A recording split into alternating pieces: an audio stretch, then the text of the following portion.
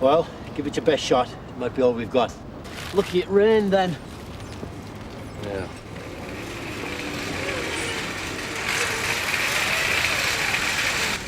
Well, they got through this easy enough, didn't they? Nice clean job. Well, they must have copped a load of this stuff, Gov, getting it out. Yeah, you got to admire them, though, haven't you? Sorry? Well, they cracked more than your safe, didn't they? You can get sophisticated devices nowadays, Mr. Parfit. Like light sensors activated by the body's heat, fixed video cameras. Yeah, well, we've got those, Inspector. Really? Yeah, unfortunately, we've had some trouble with them. My assistant manager was supposed to get them fixed. Is it usual for you to keep that much money in a safe? We've had a promotion on this week. Slashed our prices. We've been overrun with people. And then tomorrow's payday. Most people prefer cash.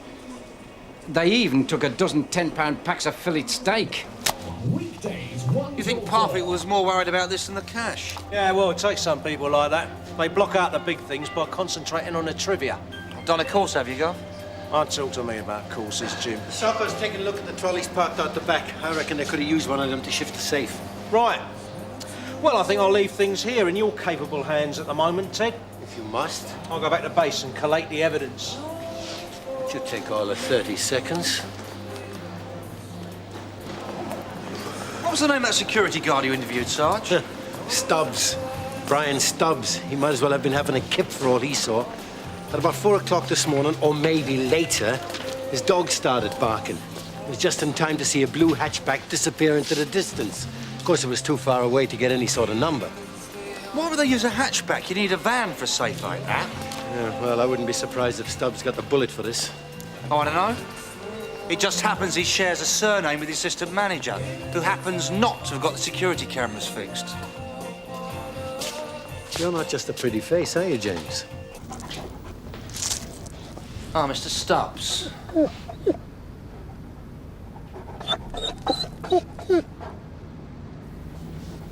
Would you sit down, please?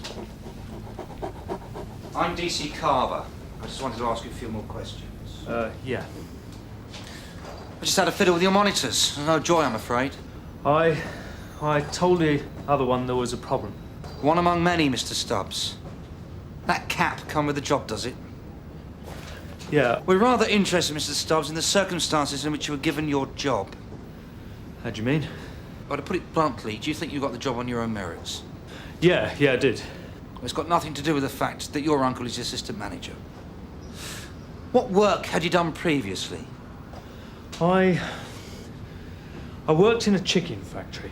And that was security work, was it? No, that was plucking chickens. Camping out now, Ray?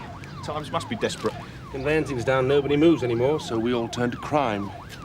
All right, Narika. No, not really. Look, I'm going to sit in the car. Heavy night. Some sort of brandy punch. You waiting for the call? Oh, I've had the call. A couple of lads just smashed up a chip shop in the precinct. So get in there. Your sergeant has just informed me that he's not ready to interview them yet. He doesn't seem concerned that I'm kept hanging around. Time is money, I felt constrained to say. Has he ever been known to smile? When you bring suspects back here, young, be they armed robbers or a couple of punters chucking chips about, you do not ask them to empty their pockets when the custody sergeant is absent from the custody suite. Is that clear? I was just trying to speed. What you do is wait until the custody sergeant has returned and is ready to order and subsequently witness the removal of items from pockets. Sergeant Penny okayed it when we were under pressure. Our problem is these, young, you see? I took them off him. You sure about that? You didn't by any chance decide to beef up the charge sheet, did you? Oh, not very exciting, is it? A lot of chip throwing on the precinct, even if it might amount to a Section 2 of the Public Order Act. Let's throw in a spot of going equipped to steal cars, shall we? Plant this lot on him. If that brief who was in here just now sniffs this out, we're in trouble. Ray Baker, no problem, Sarge. I know there's some that would be down on us like a ton of We bricks, do not take favours from briefs, young. I know, but... We get things right.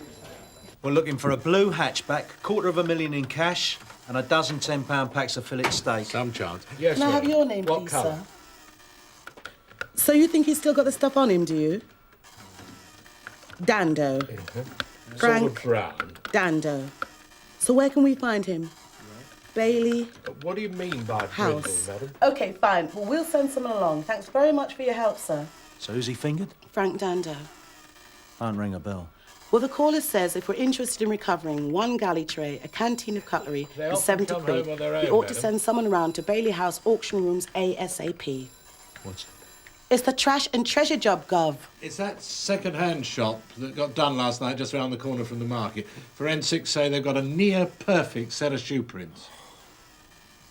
Well, did you think it was $250,000? Hey, you. What do you think you're doing? Oh, George. I didn't do it. Don't you go laying it on me. Well, yeah, OK. What do you think you were doing, sticking your arm in? Think you were going for a joyride? You know, you could have cut yourself. I was after the meat.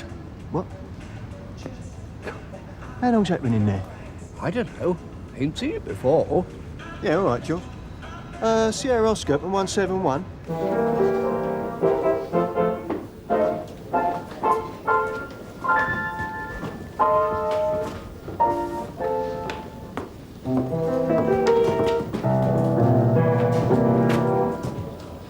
Checking this with the auctioneer.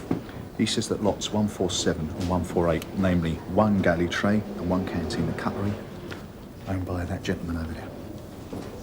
A certain Mr. Franklin Winston Dando.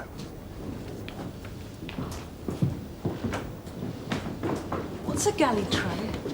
It's got like high sides to it. They use them on ships or something. Stop the brandy bottles going for a burn. That right, Mr. Dando? Sorry? It is Mr. Frank Dando, is it? That's right. We're very interested in the two items you have up for auction this afternoon. I'm sorry they're spoken for. That's a pity. Really took a fancy, didn't I, Norika? Yeah, you did. Still, maybe I can see what they're asking for them when they're back at Trash and Treasure. I'm arresting you on suspicion of theft, Mr. Dando. I should warn you that anything you say will be taken down and may be used in evidence. Well, it's not that different. But it's different. Until we get the plaster casts over, it's impossible to be 100% sure. Well, the meat's from the same batch. Oh, that's nice of them to leave us a trail. Did anyone see the motor being dumped? Carver's still checking with the residents from the block of flats. According to the DVLC, it's registered with a hire company. 3 roll-ups, 1 king-size filter, trace of lipstick on the filter. What? Oh, and one other thing. Shouldn't the whole back floor be covered with concrete dust? Right, Mr. Dando. I'd like you to empty your pockets, if you would.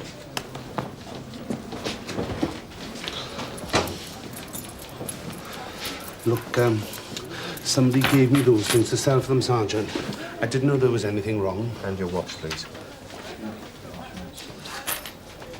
You can have most of this stuff back once you sign the record. Have you got any more money?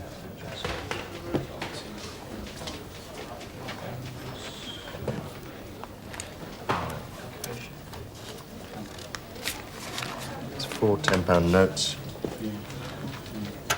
57p in coins. We'll take your shoes once you're in the cell, Mr. Dando. What? I believe some footprints were found at the scene of the crime. Anything wrong, sir? Oh, just trying to remember when I last changed my socks. Well, it's about the Blue Estate that's been traced to this address, Mrs. Henchard. Call me Joyce. You just tell them. Joyce wants a word when you find them. They did the dirty on us, all right. Sorry? The ones that dumped the car. Well, that is who you're here about, isn't it? Oh, so you know him then? I'll say I do. So you could give us a description? Well, she'd kind of blonde, curly hair, very badly permed. Sorry? Wait till you see the way they left that place. It's disgusting. I like references before I hand out a rent book. So the ones who dumped the car rented a flat from you? Yeah, well, I've got a couple actually over on the estate. Spent a fortune doing them up. I said to Eddie, I said, no, they've got 3 kids, all under 5, but she was all over him, of course. It was Eddie this and Eddie that. So how long's the car been sat there, then? Well, don't ask me. It wasn't theirs, of course. Hire company's been on to me as well. Where did they leave? Don't you mean? About 3 weeks ago. I said to Eddie, I said to And him, I suppose fillet steak wasn't on their menu. they'd a fish finger in the cupboard, I'd be surprised. Thank you, Mr. Dando. My pleasure. So you fixed him up with a brief, did you, Stan? Oh, right. Told you, did he? I just mentioned in the car over, and I could give Baker a call. Dando didn't seem to know the ropes. Just went on about how he'd never been in trouble before. Baker? Yeah, Ray Baker. He was in earlier on a public order charge. Oh, him. Yeah. Well, he never gives us any aggro, does he? Sergeant Penny used him a lot. Did he? Yeah. As good as gold is Ray. And he'll tell Dando to score. I mean, there's some briefs that like dragging things out. It's a bit of an ego boost, to be honest. And a waste of taxpayers' money. I mean, what's this Dando character got going for him? I fancy putting the stuff in an auction. Yeah, we'll let Mr. Baker decide what he's got going for him, shall we, Stamp? That's what he gets paid for, after all. And time is money, as he reminded me. Afraid he lost the lads that did the chip shop, though. Seemed they went for another brief. Do you think they heard that Mr. Baker was as good as gold? Right. So, let's get this show on the road. Well, it's not much of a show, actually. I don't think it'll test your incredible legal expertise. Oh, well, so long as I can put in a claim for interview at police station. Cheers. Anyway, what happened about the chip shop boys? No one's got back to me. Evidently, they've got themselves fixed up with another brief. Some woman in a Burberry. Seems that one of them's been with us since he chucked his first gravy and chips. Oh, well, that's how it goes. Right. So it's down to you two. Well, like I said, it's not very exciting. Frank Dando, break-in at a second-hand shop, the trash and treasure. I get all the classy stuff. Oh, you were there last week, weren't you? There was a girl there. Yeah. You got it, didn't you? Glyn, have I done something with him? Mr. Baker? That's right, we met this morning. Your client's waiting, cell 2. So that's it then. Exhibit A. One tar print. Possibly connected with a getaway car, possibly not. Terrific. Well, even with his record, I don't reckon Stubbs anymore. Well, let's put the lid on that then. Might be worth looking into Parfitt's financial situation. Insurance fiddle? It's worth a go. Funny, after dealing with Parfitt today, I started getting this small voice inside my head saying that he deserved to get well and truly done. My client is now ready to be interviewed. Gonna nod to it, is he? I have to say he's got very little alternative. So, where would you like to stick us, Sergeant? I'm afraid I'm not happy, Mr. Baker. Sorry? I require further investigations to be made. Would you like to take a seat? How long is all this likely to take? How long is a piece of string, sir? I'll get back to the office then. Give me a call when you're ready. Come on, Sarge, what's the problem? Dando's going to put his hands up to the burglary. We could be all out of here and back on the street. You are back out on the street, Stamp. There, I've just told you. But what's the point? 2 things. No, 3 things worry me about this. 1, why didn't Dando ask how we got onto him?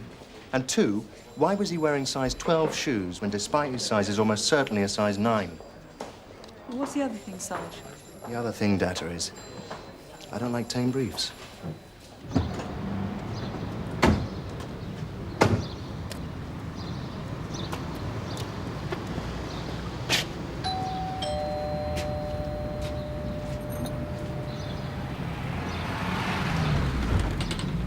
Yes? I'm sorry to bother you, Mrs... Millet. Mrs. Millet. We were just making... Has somebody died? No, don't worry. No, nothing like that. We were just making some inquiries about a Mr. Frank Dando.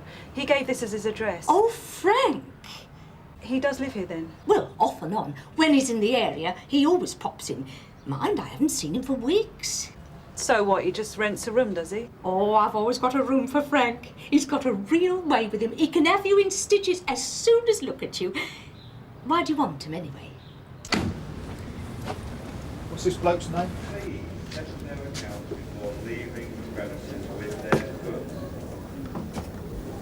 Excuse me.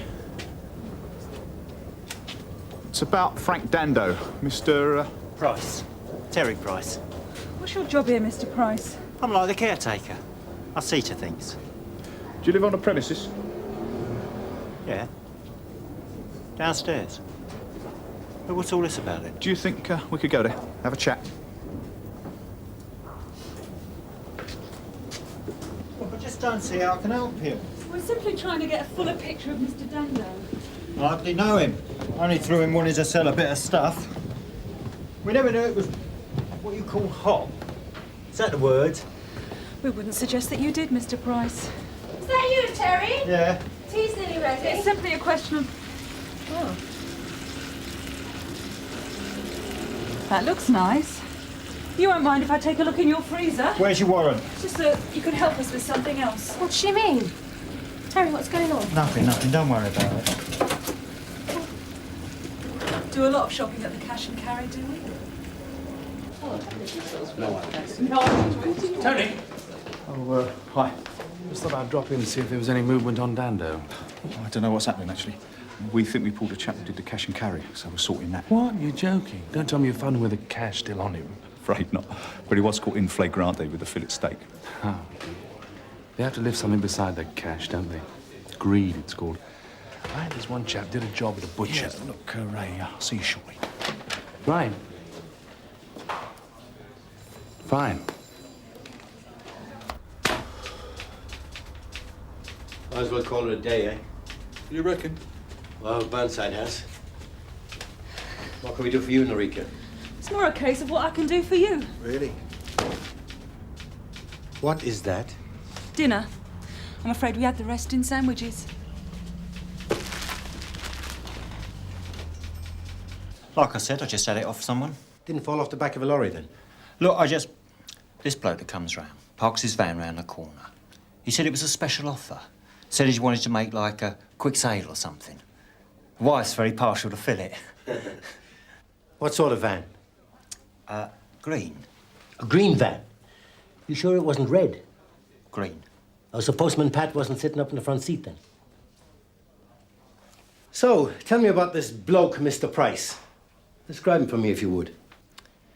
He had a bit of a northern accent. Well, that's very helpful, Mr. Price. Only it's all a pack of lies, isn't it, Terry? Because you lifted this meat, together with a safe containing $250,000 held by person or persons unknown, from a cash and carry on Briery Hill Industrial Estate. You got a fag? Always carry some, just for occasions like this.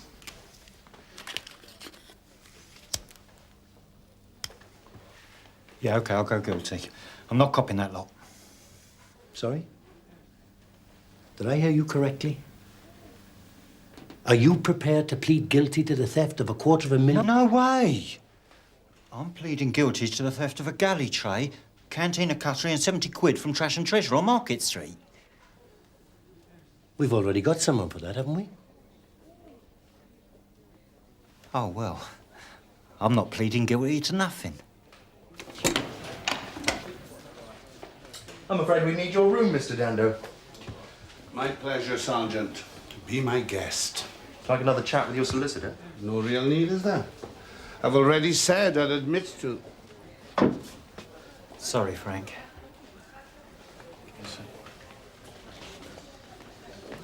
Don't forget to pick up your shoes before you leave. I've got my shoes. I mean, the ones you lent Dando so the prints would match.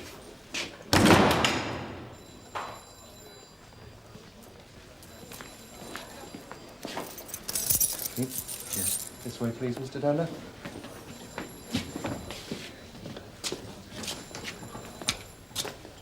What's this thing with Dando's shoes? No, don't rush me. I'm getting there. I think.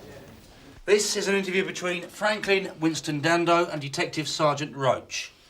Also present is Detective Constable Carver. Now, I hear you already have a solicitor, Mr. Baker. I shall contact my regular advisor if the need arises.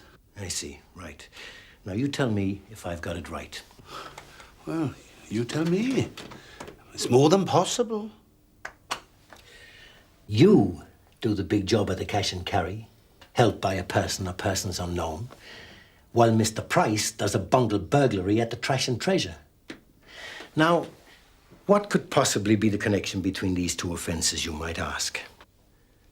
Both happened at roughly the same time on the same night, but in a different part of town, of course. What else? Well, obviously both are burglaries. But one is major and one is minor. One carries a possible 14-year sentence, the other probably considerably less. In fact, If the guilty party held up his hand a bit sharpish, he might get away with 3 months suspended. Especially if the guilty party, like you, Mr. Dando, have had no previous. I've led a very upright life, Sergeant. That's because you've never been caught before. Oh, I bet you couldn't wait for the old bill to plod up to you at the auction, eh?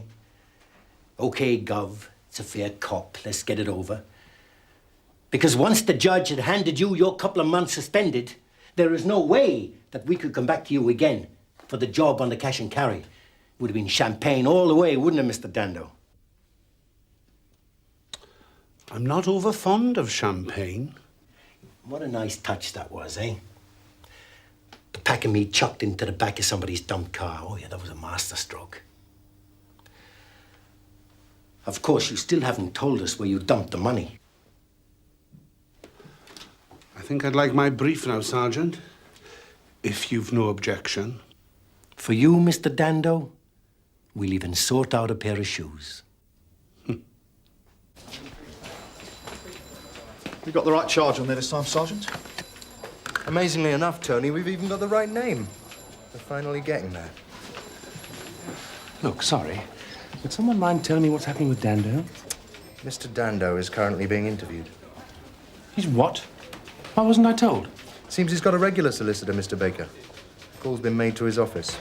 But it's a straight guilty plea. What's the point of going around the houses, wasting valuable time? I'm sure my officers will explain it all to you, if you'll excuse me. What's he on about? I'll just go and sort out those shoes, Tom, right? Next time you come to the station, make sure you report to the front office first. It's getting to be a bit of a habit, isn't it? I mean, I've just lost another client. Dando didn't do the trash and treasure job. But he told me he was too busy doing the cash and carry at the time. What? He thought we'd provide him with an alibi. If Maitland hadn't put the brakes on, we would have done. Well, well. Just goes to show, eh? Mind you, come to think of it, I do remember another case. I'm sorry. Tell me something, Tony. Do I ever make trouble around this place? No. Take those chip shop lads. One of them said he'd had stuff taken off him when the custody sergeant wasn't present. Included amongst which was a bunch of 32 car keys. Now, I could have kicked up a fuss over that, couldn't I? But no, I keep my mouth shut like I always do. Only it's not appreciated anymore, is it, Tony? Because even if you don't make trouble, certain people treat you like you're some kind of bad smell. Now, why is that, do you think? Maybe because you're supposed to make trouble.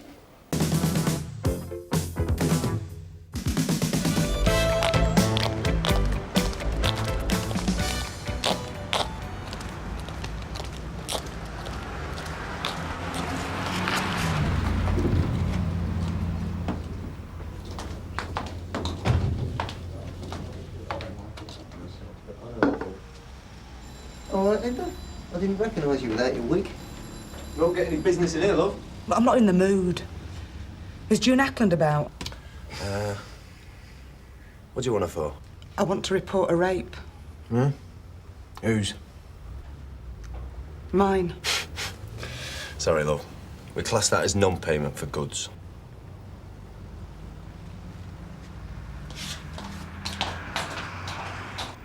I was thinking of moving the duty sergeant's office. I thought Sid's office was a bit out of the way, if that's all right with you. Oh, where do you want to go to? Downstairs, there's a spare one there. Yes, I'll make the arrangements. No, that's all right. I'll organise it. Somebody call in on her later on. Linda was looking for you. Linda who?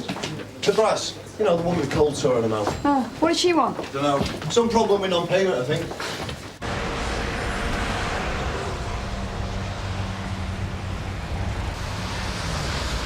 All right, ladies, how are the chilblains? Oh, they're killing me.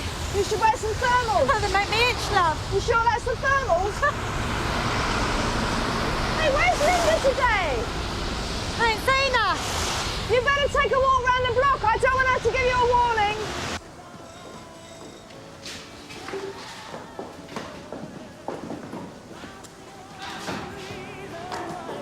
What's going on, Linda?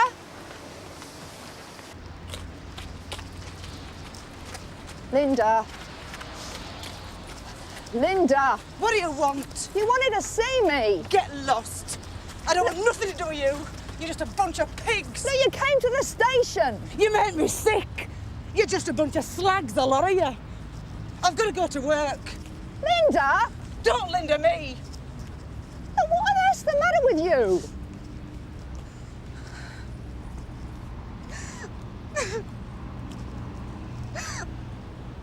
I've been raped.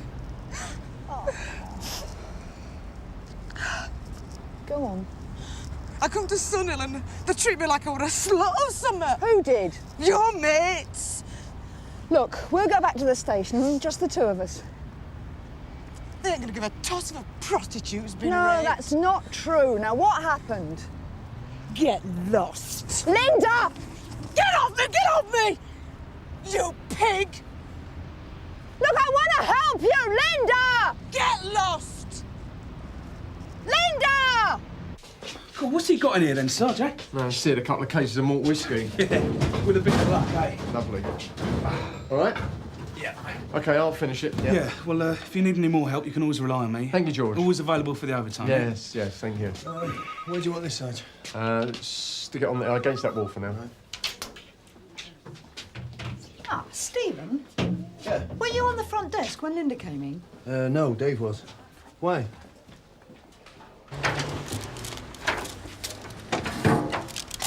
What happened with Linda then? Well, nothing. She came in here looking for you. You weren't here. Why? Oh, and you let her just walk off? Yeah. Is that the way you usually treat rape victims? Come on, June. Why? She's a Tom, isn't she? Oh, so it doesn't matter? That happens all the time. Some geezer decides he doesn't want to pay. That's the risk they take. You should know better than that. She can't take him to court for non-payment, so she calls it rape. Oh, and that's what happened here, is it? I reckon, yeah. Is this a private discussion or can anyone join in? One of the prostitutes on my beat, Linda, claims that she's been raped, Sarge. So, take down the details and fill out a report. I don't see what the problem is. Yeah, well, she's had a bad experience with us, and now she's unwilling to cooperate. Then there's nothing we can do. Rape is a serious crime, Sarge. Yes, and it's a difficult one to prove, even in the clearest of cases. What does that matter? Well, if she's unprepared to report the incident properly, then there's little chance she'll follow it through, is there? Well, she doesn't expect to be treated fairly, that's why. That's not our fault. She spent most of her life involved in crime, prostitution and drugs. Well, she's still protected by the law. If she reports it, we'll investigate it. But I doubt she'd even go to court. And without that, there'd be no result. It's a bit cynical, isn't it, Sarge? It's a waste of taxpayers' money. Besides, I don't suppose Linda's paid much tax herself, do you? You know, I don't know who he thinks he is. He's your sergeant. Oh, let me give you a hand. Well, Come on. You know Linda, don't you? She's the Tom who usually wears the Farrah Fawcett wig. Well, she claims she's been raped. Came into the station to report it. Of course, Quinn and Loxton put their size 12s in it. And now she's reluctant to pursue the matter. Had it been a normal rape... Rape is rape, whoever the victim. Yeah, precisely. That's exactly my point. But Maitland won't back me up. I mean, if a woman in the trade finds it necessary to report that she's been raped, what kind of a rapist are we talking about? I'm duty, Sergeant. It's not my role. I know that. I'm not part of the relief. You could have a word with him, though, couldn't you? Sergeant Maitland has got to establish himself. You see, you always listen to us. Give the man a chance. June, we've got a bit of a problem with parked cars in the high street. Right.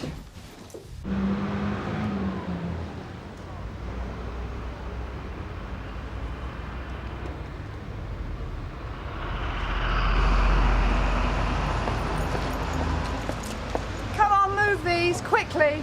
Keep your wig on, sweetheart. I'm not one of your girls. I wish you were, June. WTC Ackland to you. We know each other better than that. In my car, will you? Cheers, Where's Linda? Linda who?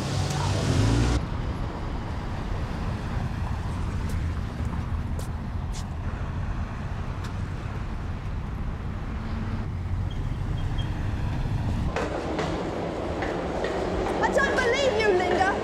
Earlier on, you were crying to me about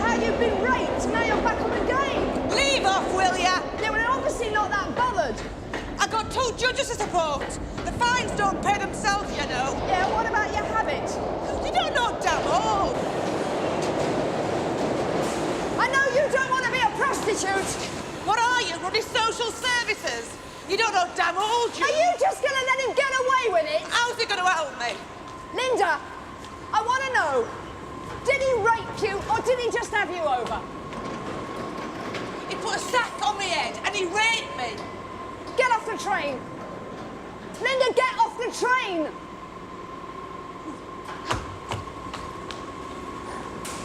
Sierra Oscar from 643 receiving over. What are you doing? Request transport. I'll be outside Hillside East Tube. Okay, I'm going to Don't start that. What are you going to do? Lock me up? We're going to get this bloke. So the fella opens his eyes, and he goes, ta-da! Linda! Nice love bite you got there. You still giving away green seal stamps, love? What's she in for?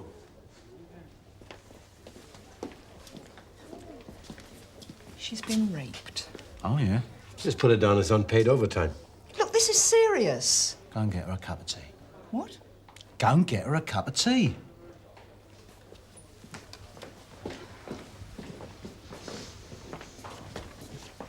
Who was it, a client? No. Some bloke jumped me as I was coming off this job last night. What, by the bridge, yeah? Yeah. Oh, did you know the bloke? Had you seen him about? I didn't get a look at him, it was dark.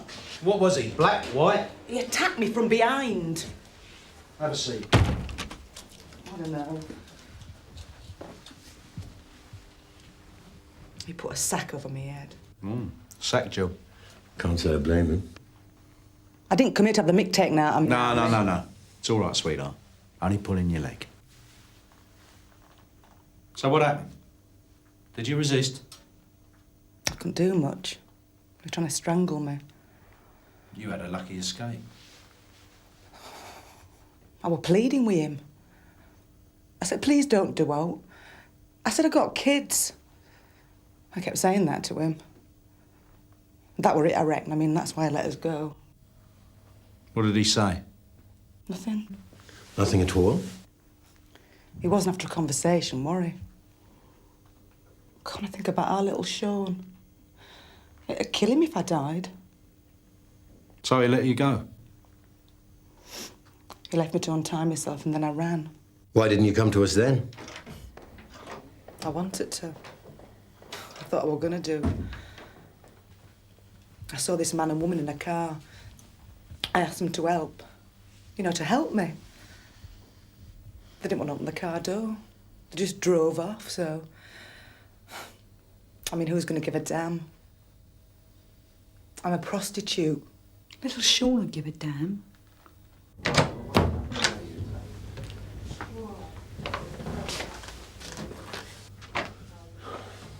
Poor cow. Do you believe her? Well, she's had a few drinks. But who'd want to rape her anyway?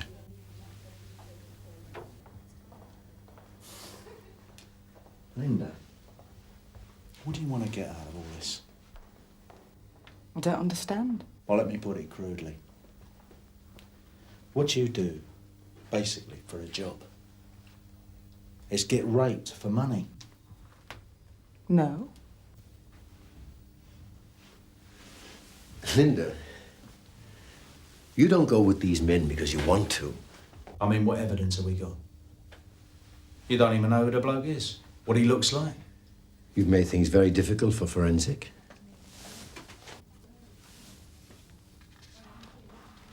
You've been with 4 or 5 different blokes. Look, I know what you think of me. No, look, don't get upset. I'm trying to be straight with you, sweetheart. A lot of people aren't going to be sympathetic. I mean, you've come in here and reported a crime. Now, if we're going to do anything, you've got to help us. You haven't been exactly honest with us in the past, have you? Give her a light.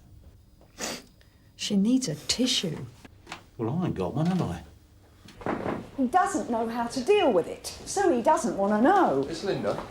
Yeah, he just took her off of me. If it's a rape, it has to be investigated by the Random Inspector or over. Yeah, well, he's trying to talk her out of it. He doesn't know who the bloke is, and anyway, Linda's only a prostitute, so he's not interested. No, I'm sure that's not true. Look, he can't see a result. He thinks he's doing her a favour by telling her to forget it.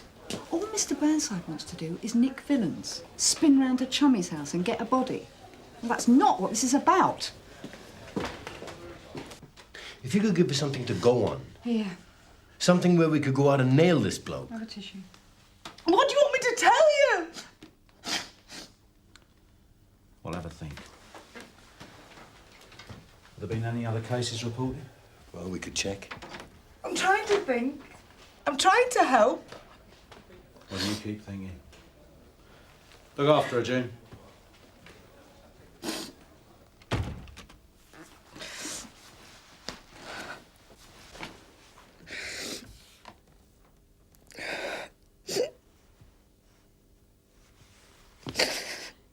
Those cuts on your wrist. Did he do that to you? No. I did them. You did it to yourself. Look, I think you need to see a doctor. You're going to be all right. I've got to leave you here for a minute.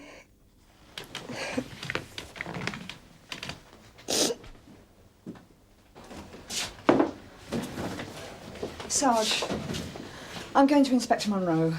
Why? The woman needs medical attention. I wish you'd come and have a look at her. Burnside hasn't even called the surgeon.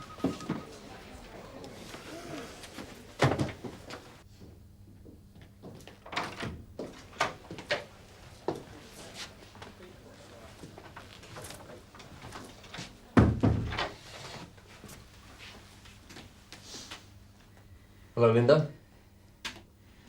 Show the sergeant the cuts on your wrist, Linda.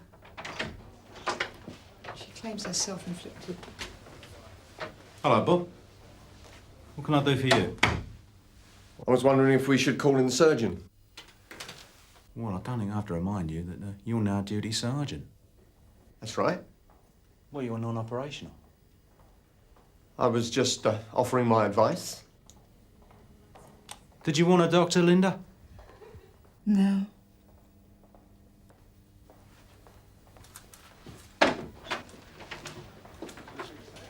We've looked in the files. There are no recent cases of rapes on prostitutes. Nobody reports it. My money's on Sam Torrance this year. Oh, I don't follow it, I'm afraid. What? You play? When I get the time, that's the overtime figures you asked for. Oh, thanks. I don't know if this is the type of thing I should mention, but, He must have said something. No. Nothing at all. Don't pick those scabs. You'll make them bleed. How did that happen? Well, she says she did it herself. Let's have a look.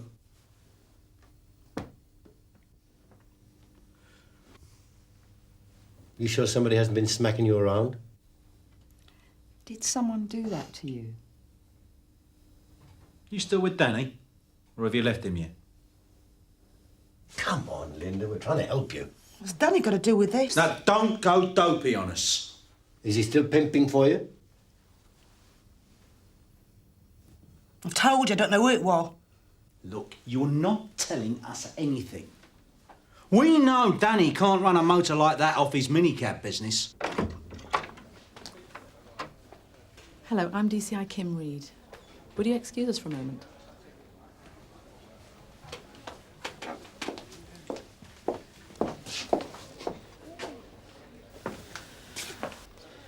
I've just seen the chief super. We've got a rape victim. Is that her?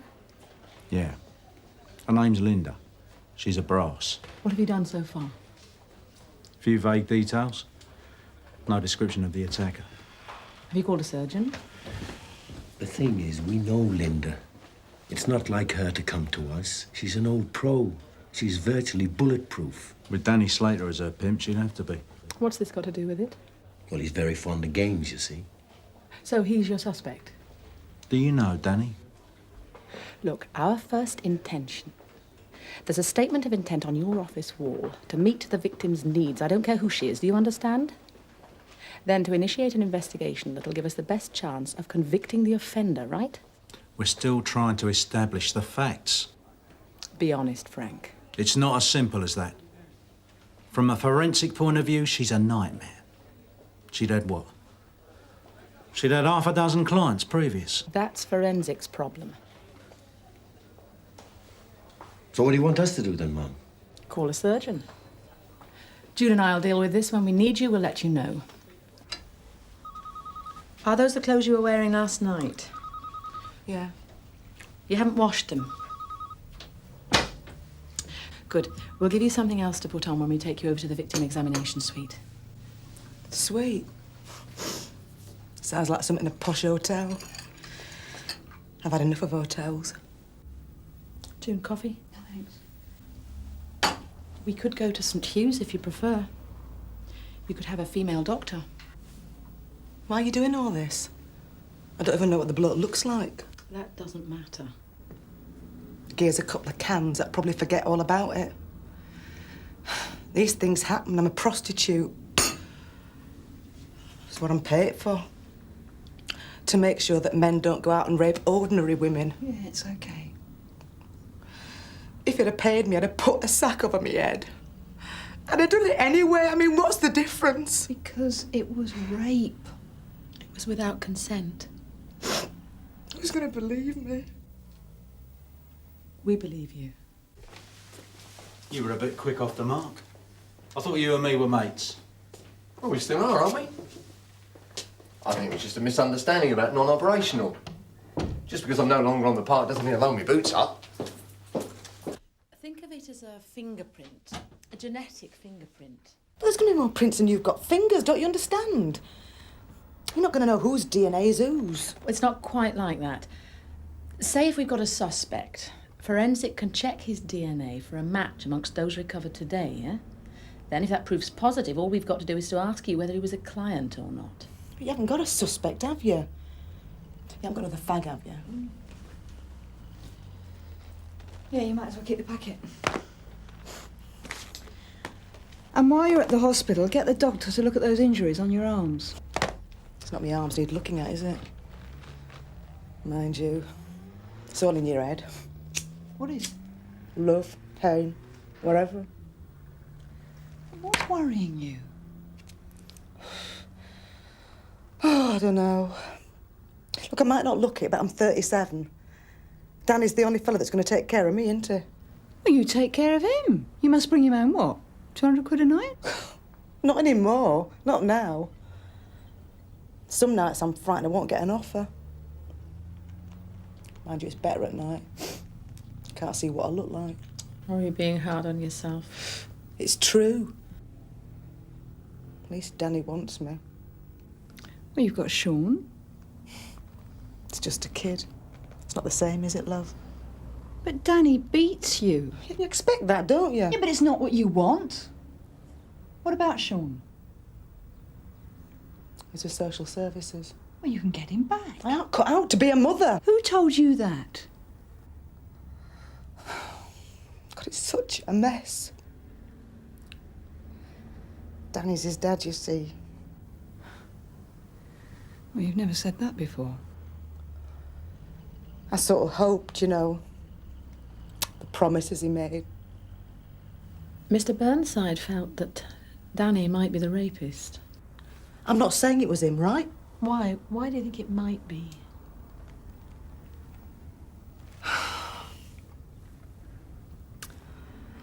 I said I was going to leave him, didn't I? He said he'd chop me up and throw the bits in the river. Do you think that's what Danny'd do? Nah, just trying to frighten me, that's all. Yeah, well, you couldn't tell if it was him, could you? You had a sack over your head. Well, we'll have to wait for the result of the... what do you call it? DNA. Yeah. You still have to testify. What are you trying to do? Put me off? See you later, Linda. Okay. Thanks, June. And next time, I hope you feel you can come to me direct. Yes, Mum. Any progress? Strong probability it was Danny. I told you so. So, should we go and pick him up? What's the point of that? We'll only have 48 hours under pace and then we're knackered. All right. But I was right, wasn't I? Well, don't sound so cock-a-hoop. It's up to forensic. And you nearly screwed that up for us. Oh, yeah? And what's the betting she won't testify? In a month's time, she'll turn round and tell us she loves him. Maybe if you'd acted differently towards her. Now, don't have a go at me, Mum. I mean, it takes two to tango.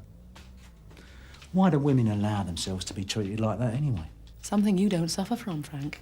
Low self-esteem. Did you have a word with social services about our show? Yeah, but look, you'll have to get yourself sorted. Yeah. Just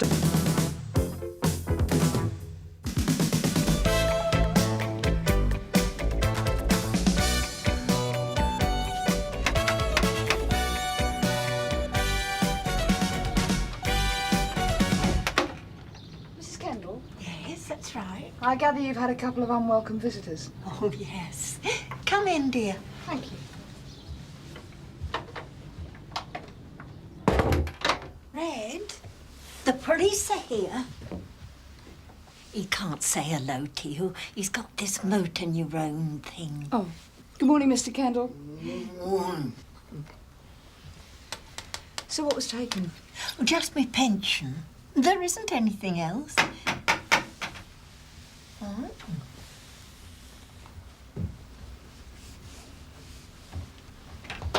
Hello, love. Detective Constable Lyons. Sunil. Yeah, it's all right. Come in. Thanks. You're quick off the mark. Early bird catches the maggot.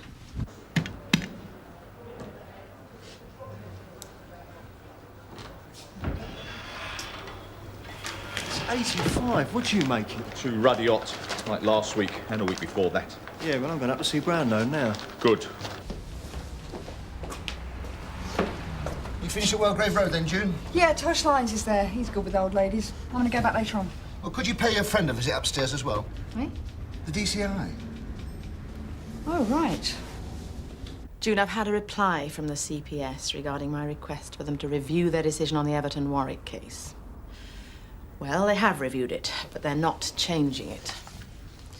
No fresh evidence has been produced to persuade us to change our view. Proceedings against Mr. Warwick for actual bodily harm on WPC Ackland are not being reactivated. Please inform WPC Ackland accordingly. I'm not going to back down, you know. Good. They can't stop me going for it, can they? Not officially, no.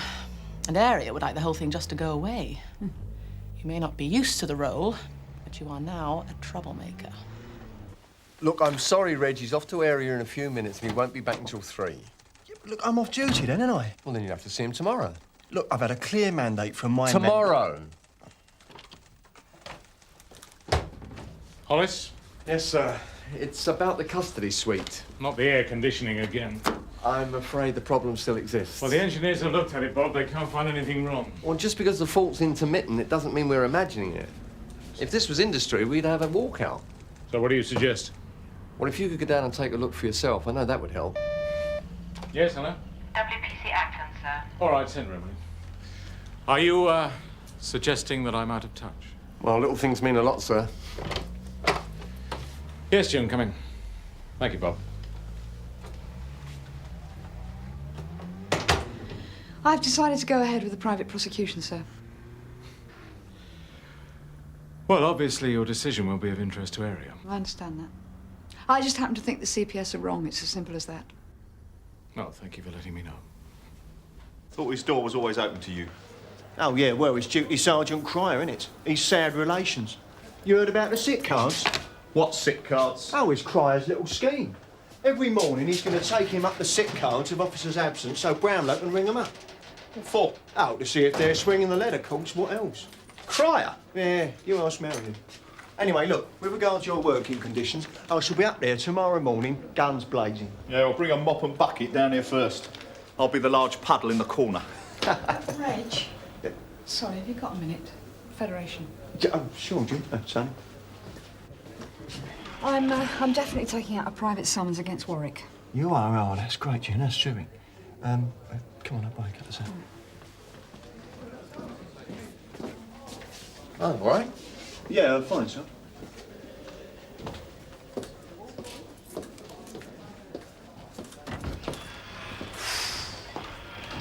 No better, then. Ah.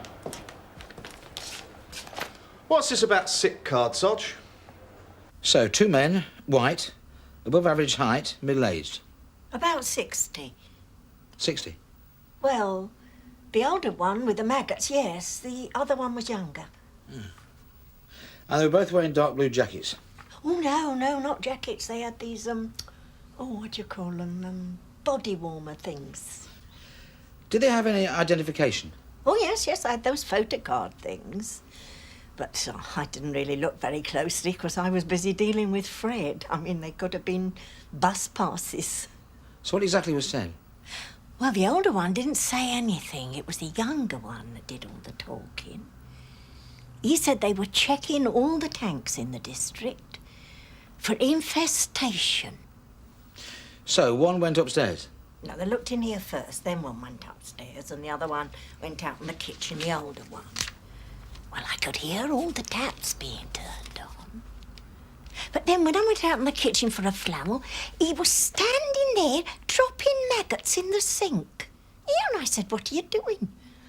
"I found these maggots," he said. "Come and have a look." "Found them?" I said. "You bought those at the pet shop?" Because he had a tin of them standing there on the sink. Oh, I said, "I'm going to phone the police." And I went out in the hall and I picked up the phone and I stood in front of the front door. Which was very silly, really, because I could have got hurt, especially when the younger one come running downstairs. But, oh, I was so angry. But they ran out the back. Of course, I left my pension money on the kitchen table and the older one must have taken it. Do you think you'd recognise them again? Oh, I don't know. I was in a bit of a fluster. Oh, don't worry, I'm not surprised. Oh, you'll have to excuse us. He's ready to go into action again. Sorry? On his throne. Oh, I see, yes. Do you need any help? No, we're all right, thank you. We still like to dance, don't we, Fred? Oh, right, well, I'll take another look round. That's it. There we go. Whoop. Daisy. There we go. There.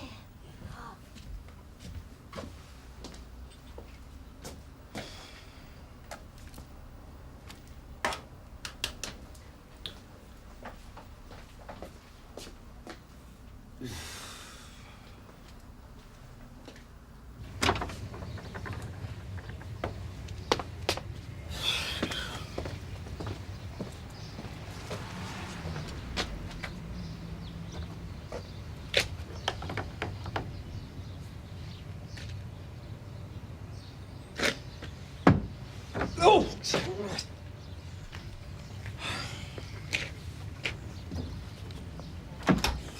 Mr. Lyons, there's another lady policeman here.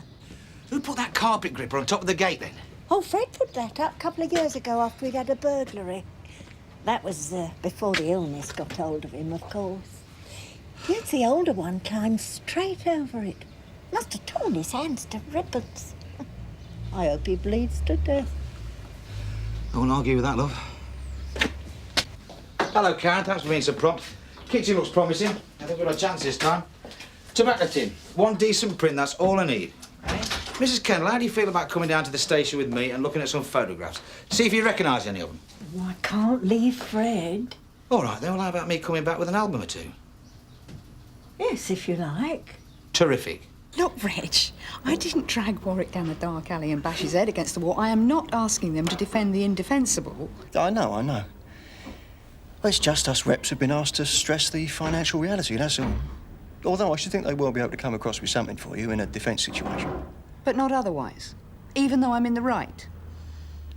Look, June, I don't think we should reduce this to purely financial terms. The point is, you wouldn't be in this position if the CPS hadn't dropped you in it. And why did they drop you in it? Because of pressure in high places. Area don't want to rock the boat on the Jasmine Allen estate. Look, Reg, I think we just better leave it. All I wanted was a simple answer to a simple question. Would the Federation support me in a private prosecution? You've said no. You ain't going to change your mind, are you, about going for it? No. Good. Because you've got a wider responsibility here, you know. My only responsibility is to myself.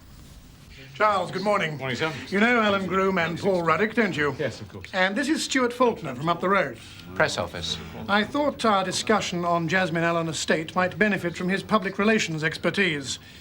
Feeling here at Area is that we need a fresh look at the strategy. Help yourself to some coffee. Right, sir. So if we could get... Still, 112 quid.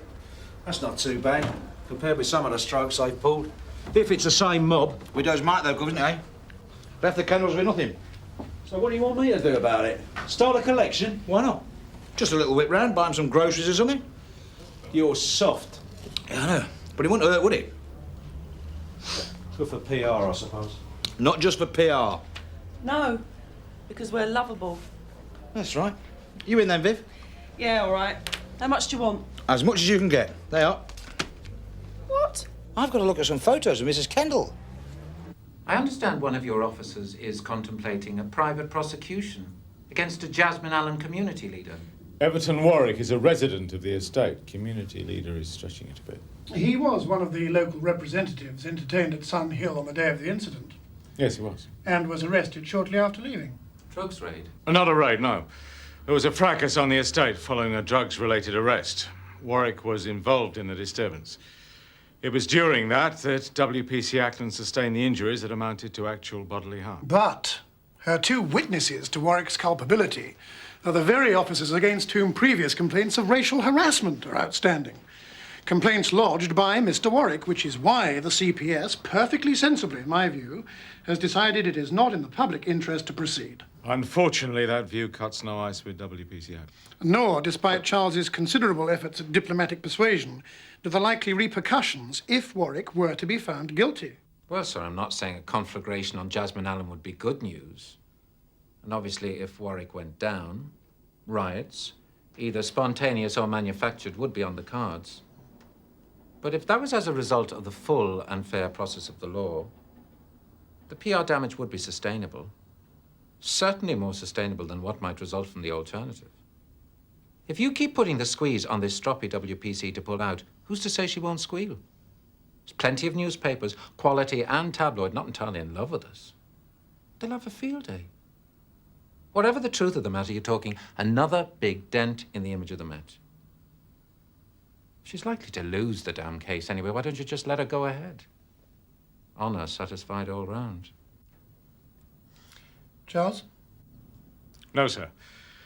I don't think she should be allowed to go ahead. I think she should be positively encouraged to. She is not stroppy. She is an efficient, conscientious, and loyal officer. She feels badly let down, not by the CPS, but by senior management. Seems to me that we expect an awful lot from our foot soldiers. We control their lives, whether they like it or not, both on and off duty. We never let them forget that they're police officers. Now, June Ackland accepts the high standards that we set, and she lives by them. And it seems to me that she's entitled to expect loyalty and support in return.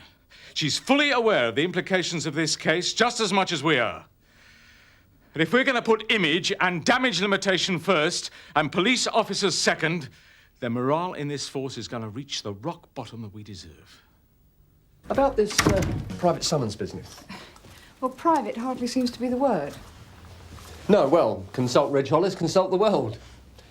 But I'm surprised you didn't talk to me first before you finally took the plunge. Well, there was nothing to talk to you about, nothing new. But have you really thought it through? Yes.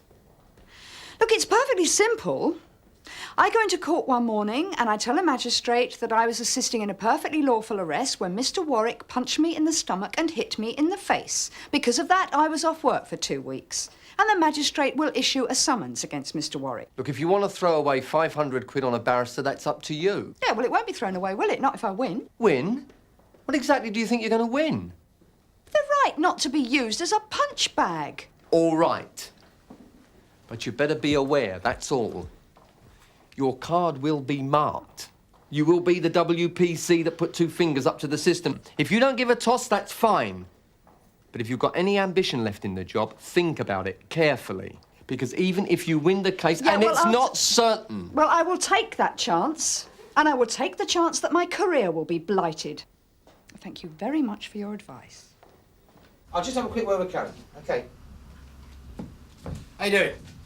Just finished. Certainly a usable mark on the lid. I've got that. Cheers, Karen. Good girl. And I've left you the maggots. Thanks very much. Yeah, well, it can't come soon enough for me, mate. It's not open and shut, you know. Of course it is. He's paper rights. Yeah, and the CPS still threw it out. CPS? What's this for? Brownlow smile transplant. Actually, it's for the old and needy. There you are, the June Ackland Fighting Fund. They all look alike after a while. Oh, well, we're getting through him. What about this one? Yeah? No. No? Sure? Great, right. This one? What's the matter, Fred? Are you right, Mr. Kendall? Do you recognise one of these men? Yeah. What about this chappie? This one? This one? Oh, him, you recognise him? I don't think so. Freddie didn't have a moustache.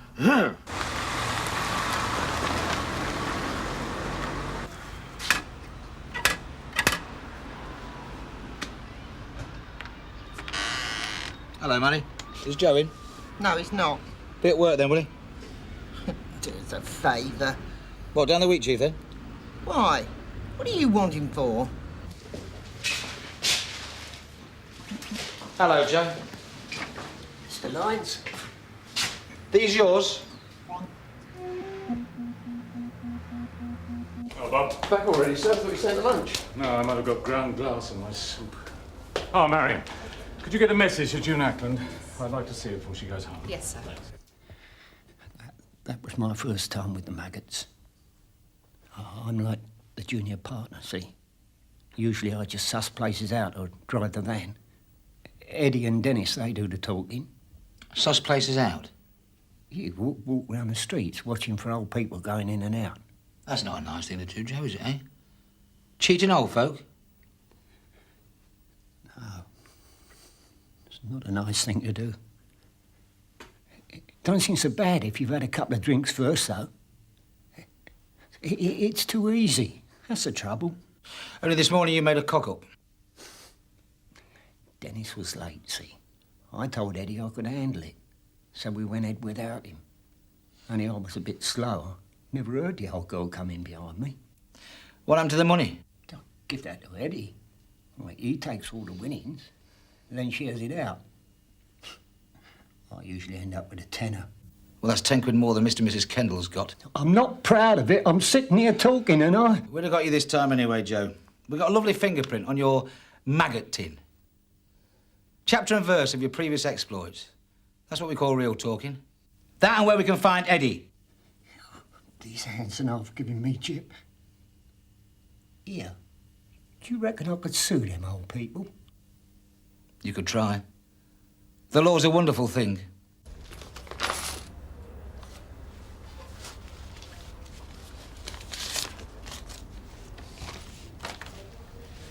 Gov, been to the business, has she? More money than sense, some people. Joe Horscroft. He's coughing the lot. 45 TICs in the past 6 months. Don't leave this line about, Viv. There's thieves in the building. All right, Joe. Not really. Interview resumed. D.I. Burnside replacing WDC Martella. So, not much of a way to crown a life of crime, is it? Striping up the old and infirm. Especially when you're getting that way yourself. It was Eddie's idea. I just fell in with him. You've been falling in with people for the last 50 years, Joe.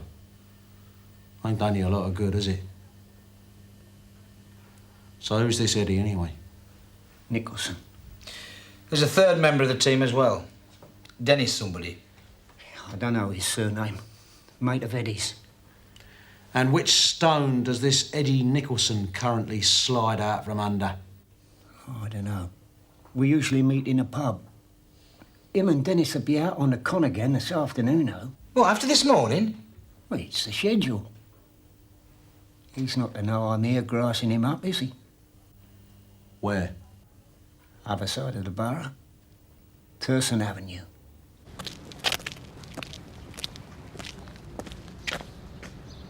Hello, Eddie. What's your estimate? Mine's about 3 years. All right, Marion, thank you. Yes, Hollis. What is it? It's misinformation by your duty sergeant, sir. He told me you wouldn't be back here till 3 o'clock. Yes, well, I sometimes change my mind. Anything else? Yes, there is, sir. It's about the air conditioning down in the custody suites, or rather the lack of it. As you know, this has been a persistent problem ever since the station was refurbished, despite various representations. Look, I and my members feel enough is enough. The working conditions down there, sir, are diabolical sometimes. So, what do you intend to do, Hollis?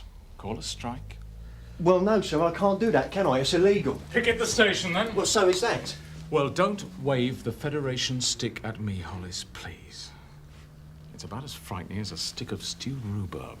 If you just take a seat here, keep the noise down, you'll be seen to shortly. Carry on, Sergeant. 19. Yes, sir. I've spoken to the estate's engineer. They're going to have a refrigeration unit in here Monday morning. If not, I shall be phoning the Daily Express and inviting a reporter to spend a shift with you. And we'll see what the estates say about that. Hello, Sarge. What you doing in here? I thought you used the senior officer's washroom now. Contrary to rumours being circulated, Reg, I am not Mr. Brownlow's minder, nor am I his snout. I'm the duty sergeant, that's all. Rumour? I ain't heard no rumours. No, well, you wouldn't, would you? You start them all. It wouldn't be a rumour about sick cards, would it? About you and Brownlow checking up on officers absent? I've shown him the sick card, yeah. Oh, well, there you go, then. If that ain't snousing, I don't know what is. I have shown him the sick cards of officers injured on duty so that he can phone them up and ask them how they are, have a little chat. I'm trying to educate him, Reg, into showing a little concern. Now, perhaps if he'd have phoned up June Ackland and asked her how she was when she was off sick, she wouldn't be in the position she's in now, which is out on a limb. She ain't out on a limb. You ask anyone in this station, we're right behind her, 100%. Right behind her, canteen cowboys egging her on from a safe distance. Here he is, the hero at the moment. Look, I did my best, all right? I don't know what you said to Brownlow, mate, but it worked a treat.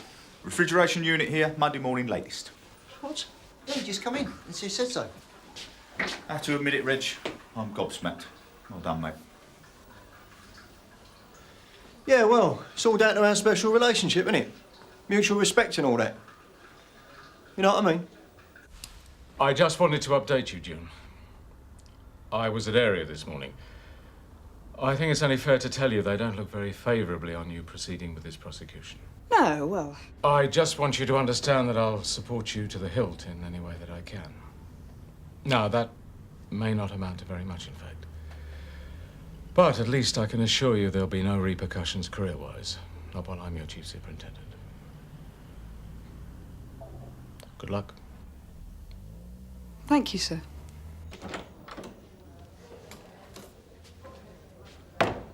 Oh, June. Mr. and Mrs. Kendall. Fancy playing fairy godmother?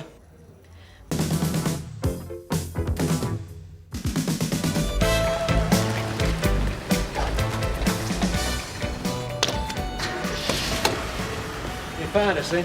Well, no thanks to your directions. Thought I'd be late. Don't worry about it. The briefing's not planned till 9:45. Incident room. Got to see the governor first. Oh, will you like that? Nothing to worry about there, is there? I shouldn't say so. Well, not as far as you're concerned. What do you mean? All girls together. She's big on that. You don't sound too happy about it. She doesn't worry me. Look, she thinks she's got us under her thumb.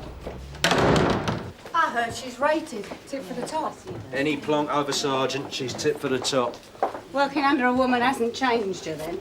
You know me, Isabel. Over, under, it's all the same. You know Ted Roach? Yeah, of course I do. How are you, Ted? Living? Still happy in your work, then? I gave up the pursuit of happiness a while back. That's not what it says on the wall of the ladies at Division. So I'd better get up to see your governor. Up there, is it? Yeah, up the stairs, through the swing doors on the right. Here we go, then. Hasn't she met Reed yet? Not as such. D.I. Simpson Flying Squad. I'd like to get this sorted as quick as possible. Thought we'd have a few words before kick-off. I didn't understand any of that. Do you want to start from the top? The observation? The joint SO8 Sun Hill operation. Since when? You didn't tell her? I left a note. She didn't get back to me. Well, this could be interesting. Well, I know my money's on. You wouldn't want to underestimate our Miss Reed. Look, the Orbo's done and dusted. What can she do about it? Withdraw support?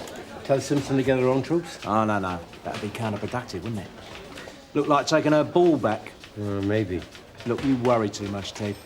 I've got the measure of Miss Reed. Look after that for me. Yeah. I got a nasty feeling about this operation.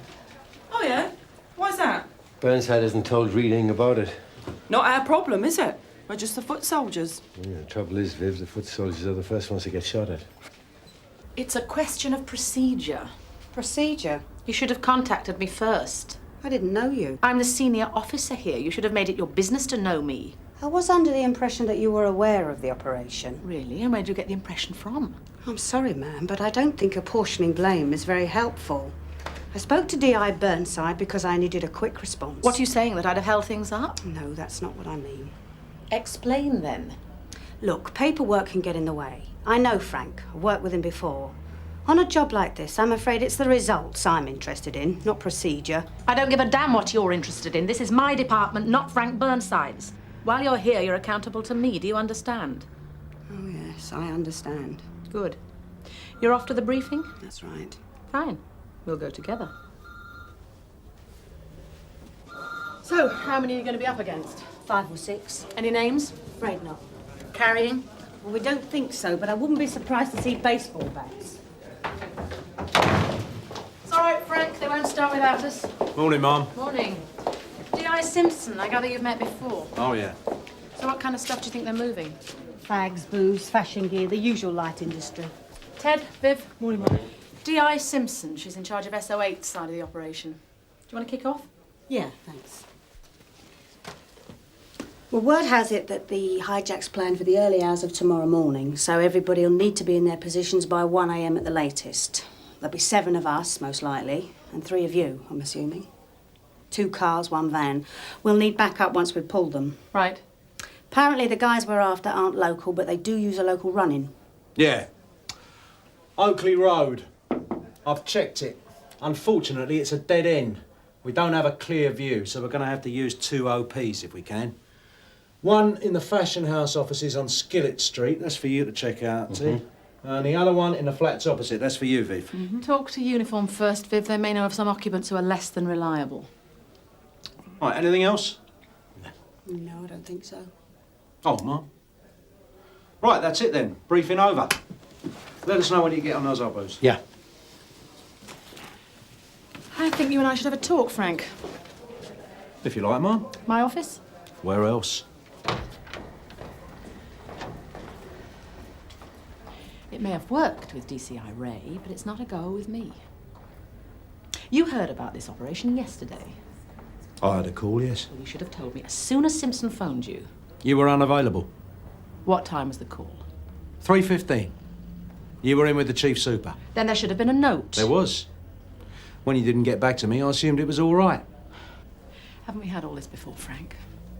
I don't need the likes of D.I. Simpson coming in here and telling me the show's already on the road when I haven't the first clue what's happening. Nor, for that matter, should you be picking off plum jobs for yourself as soon as they come your way. You're part of a team. Remember that. Vernon Street. You're out of sight here and about 20 seconds away from the action. OK, and the one opposite? Mortimer Street. That's about 30 seconds away. It's a terrible block of flats, this. We've been trying to get out for years. I mean, apart from the damp and the plumbing and everything I'm else. sorry, Mrs. Stretfield. I'm afraid I don't have very much time. I understand. Being in this area, it'd be a surprise if you did. What I need to know is if you're happy for this room to be used for surveillance. Oh, yes. Of course I am. Good. I mean, you have to do your bit to help, don't you? What kind of crime is it you're investigating? I can't talk about that, I'm afraid. And I'll have to ask you not to tell anyone else about tonight, if you don't mind. What about my husband? Oh, yes, Mrs. Stretfield. You'll have to tell him. He does live here, doesn't he? Yes, he lives here. So that just leaves the question of who's going to be on duty. Right. Well, the plan is for me and Ted Roach... Sorry, no, I've got you paired with Viv. Nothing personal, but I've decided to take charge of the operation. You've done what? Thanks for all the valuable preparatory work you've done. That was excellent.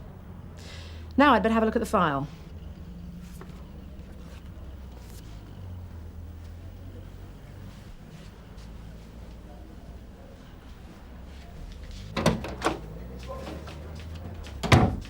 Stuff this. She's pulled a stroke on you, hasn't she? Nothing to crack your face over, Ted. She's your date on Obbo tonight. Go on. Unlucky, George. Yeah. Well, at least the overtime clock's running, so I'm happy. CID operations have a nasty habit of going pear-shaped. What happened last time? Hey, did you ever get any comeback off that? Not as much as our heroes upstairs. I reckon that's what this is all about. What? Reed in the old Pals Act with Conway. Closer cooperation between CID and uniform. So that if it does go wrong, she can spread the blame. Yeah, well, the way I heard it was that Reed took over the whole operation from Burnside. I'd say I'm surprised. Would you trust him? Yeah, I would as it goes. And you're a mug. And you owe me a £5. Cheers.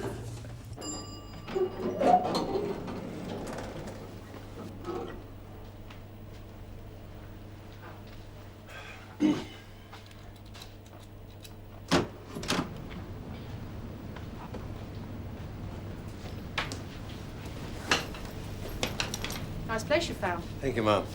Right, I'll be first on. It's fine by me, Mum. Ted, I'd rather you didn't.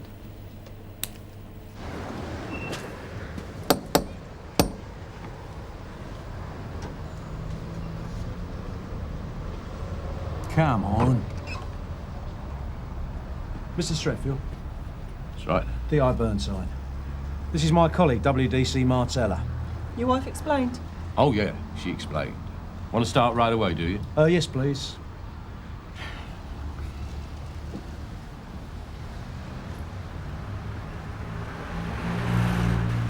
Thanks.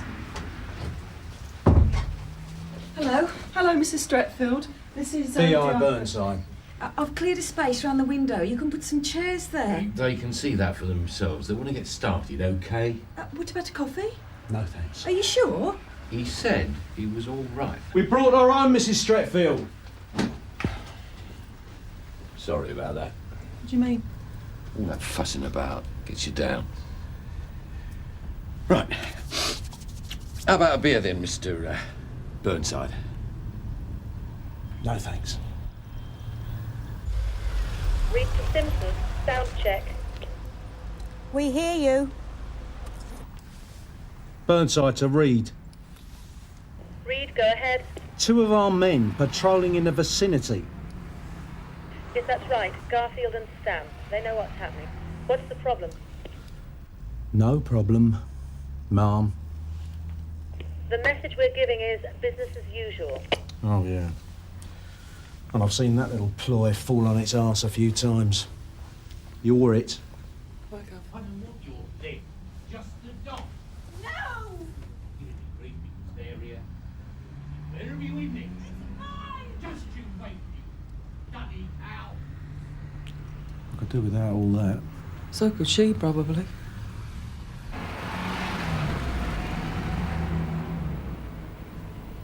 Oh, if only Frank Burnside were here, what a lot more fun it would have been.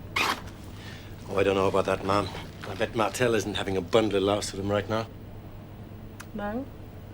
But you're a mate of his, aren't you? We work well enough together, if that's what you mean. Well, it isn't, actually. But I'm glad to hear it. I'd rather have him as a friend than an enemy. Let's put it like that. How about a spot of light refreshment tea? Hmm. I'm sorry I haven't brought the legendary bottle. I've got prawn and mayonnaise, roast chicken and salad, or egg and cress. I'll have chicken, please. There you go. Thanks. Someone out there cares for you? Oh, I don't know. This is all my own work. Looking after number one. That's what they say Ted Roach is good at. I'm sure. I can manage it myself on my good days. Cheers. I'm sorry to trouble you, but, What's the problem, love?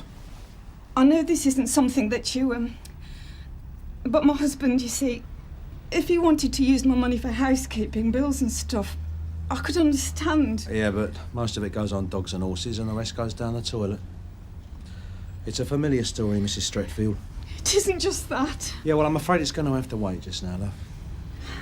Do you mind taking over, Gov? I must be confused. I thought marriage guidance was tomorrow night. Sit down. Is it your money? Yes, from clerical work. And what happens if you don't give it to him? Oh, he's found it. It's not a lot. I only do 3 days a week. And next time, when we're not here? Oh. You don't have to put up with this. If he's violent or threatening to be and taking money off you... Carry on. I said carry on. Don't mind me. What lies she been giving you, eh? Hey? I said, what lies has she been giving you? How about calling it a day, Mr. Stretfield? And how about you two poxy rozzers leaving my flat? Now, you listen to me. Gov. Mind the window. We got a job of work to do here, Mr. Stretfield. Oh, yeah? But then you'll have to find somewhere else to do it, won't you? Because you and your lady friend have lost my sympathy. Joe, please. Who rattled your cage? Out. Should have seen Galloway, though. Completely lost his rag. Did you reckon you stood a chance when he left? No, not really. I've been boarded more times than I care to remember. Why is that, do you think? I don't know. Just unlucky, I guess. Perhaps, Ted. An attitude problem, maybe? Not necessarily, though I suppose it can become that. Same as nothing succeeds like success, eh, Mum? I'll take that as a compliment. Oh, I don't know. I'm a good sergeant. Maybe I found my level. Some birds are high flyers, some not. So with Ted Roach, it's a case of potential fulfilled, but enthusiasm undiminished. Yeah, something like that, Mum. Burnside to Reed. Reed, go ahead. Small local difficulty. Mr. Stretfield has asked us to leave, and we're not about to change his mind. Very well, vacate the building. No, hang on. It's not as bad as that. The occupants of the neighbouring flat have gone away. No, that's out of the question. Simpson to Reed. Later. Reed to Burnside. Your car's in the courtyard? Affirmative. Provides a superb view of the flats. Right, go there and wait. Mum. Let's use the OP we've got, shall we, Ted? It's still your watch. I am sorry. Sorry. It's them that should be apologising. Phone me tomorrow. You're threatening to jeopardise the whole show, you realise that? Well, it's a risk I'm taking, isn't it?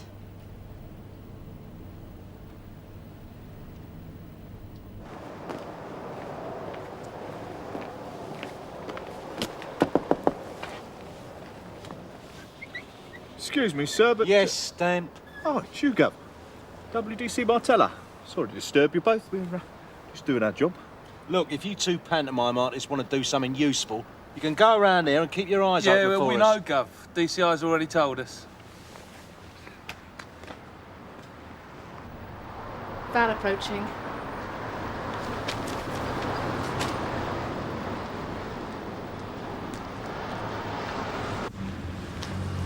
Van now turning into Oakley Road. And parking. Good luck. Here we are. Truck approaching Oakley Road. And turning.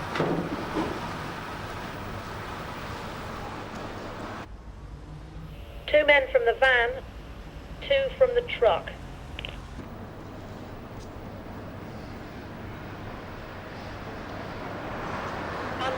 Progress.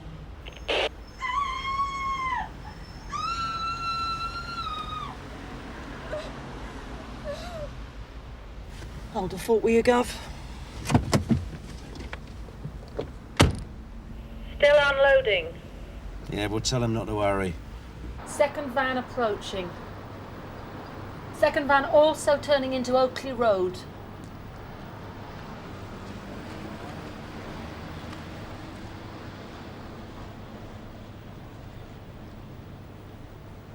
All right, lovely. Come on. Come on, get in the car. Back door, Gov. There you go. There you go. Hey! What the hell's going on? That's just what I was wondering. Hey! It's okay. You're going to be all right. You bloody well leave it alone! I think she's going to need an ambulance, Gov. So's he if he doesn't shut it. You'll have to check with the DCI. It's her show. Might tell her to read. Go ahead, Viv. Mrs. Streckfield from number 7's been badly injured. Domestic. You tell her to come back up here, copper! She's messing you about, she is. Probably broken arm, possible internal injuries. I'm calling an ambulance. Try and contain the situation. We'll do our best. They're finished loading the first van. Closing the doors. Okay. Please inform ambulance driver, quiet approach essential. Avoiding Smith Street. No sirens, no flashing lights. Message received. Over. There's a driver getting in.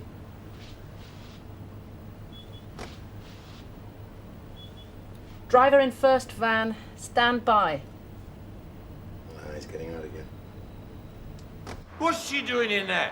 Probably wondering why she's been knocked about by her rat-arsed husband. Gov. What?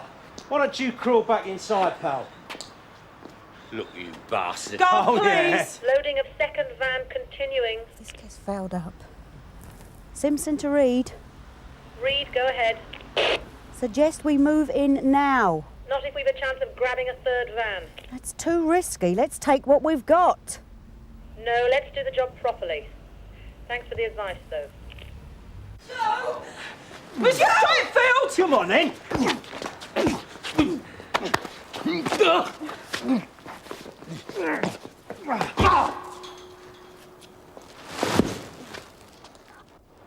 Don't think he's dead, do you?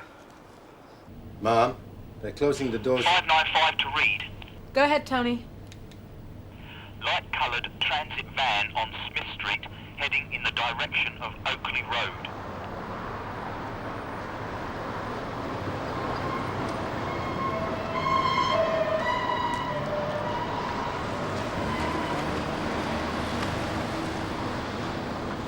Please, don't let them take him away. We'll be all right. He just had a few too many, please. Don't worry, Mrs. Streckfield, all right? Promise? Hang on for me for a couple of minutes, yeah? I'll go with her. Reed, go ahead. Husband arrested and in car. Can offer no assistance. Over. Thanks a bunch, Frank. She's forgiven him. I haven't. Okay, all systems go. All... Sierra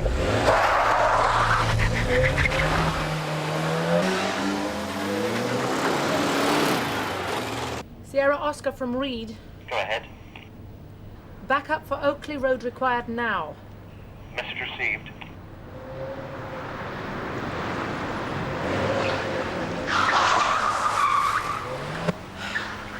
Right, I've had enough of this place. You and me both, Mom.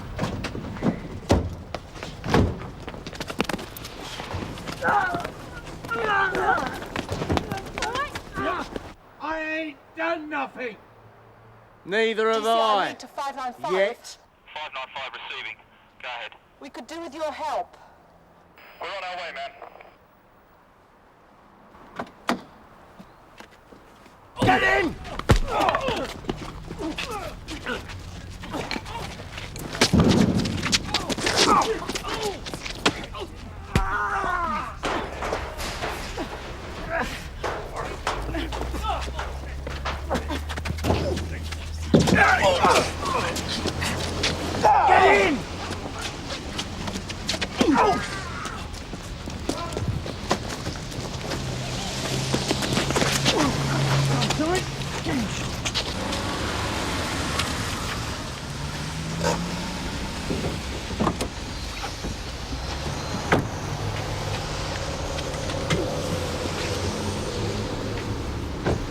You managed without me, then?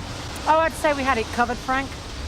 So, we all enjoyed it.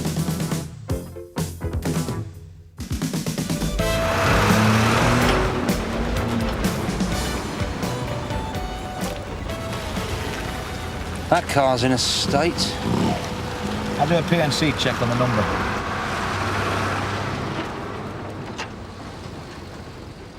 Oh, Tommy Hayes is still there. I'm sure he's spotted us. He keeps looking over this way. What do you think? Oh, it doesn't look good, does it? So, what do you reckon then, Ralph? Eh? E-Reg Fiesta, Popular Plus, it's got to be what? 3.5. I put in a new radio cassette a couple of months ago. All right then, 3.5. Keep the value, don't they? Oh, yeah. Oh, son. Hello, Ralph. What brings you in here? He's had his car nicked. Went for lunch and found a parking space instead of a car. Just round the corner from the centre. I said to him, it's only a matter of time. What with the young villains you got down there? Is it all right if I deal with it, son? Yeah, I suppose so. Oh, right.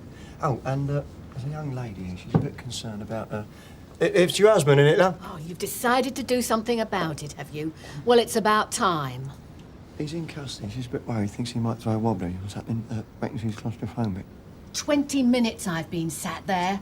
Do you treat everyone like this? Yeah, I'll be with you in a minute, madam. Has the arresting officer been informed? No, not yet, son. Son Hill, can I help you? Searching for you now. Yeah, putting you through.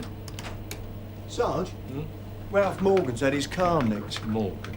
Yeah, you know the bloke from the Argyle Centre? Yeah, I know who Ralph Morgan is, Hollis. We did a PNC check on a vehicle belonging to a Mr. Morgan just a couple of hours ago. Oh, sounds good. Yep. Yeah, I thought so. Tosh Lyons saw this car being driven into Haynes Breaker's yard about 3 hours ago. Either he's suspicious or he knows we're here. Either way, it's beginning to feel like a waste of time.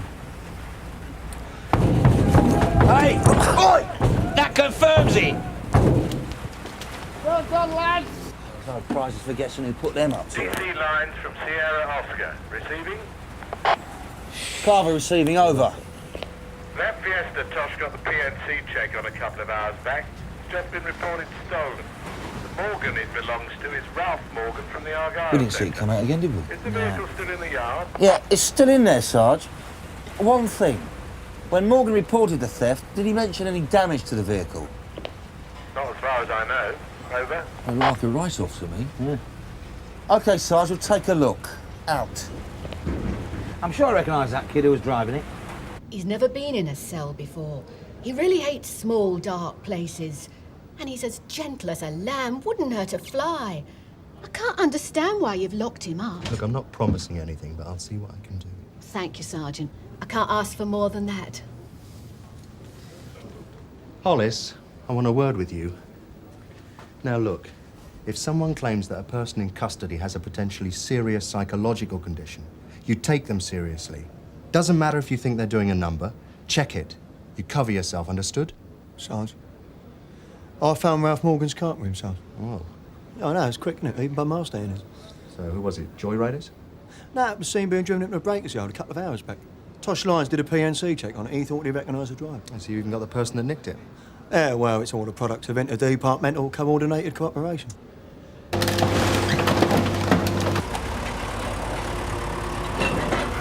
No sign? It's not here, Tosh. You sure it didn't go out again?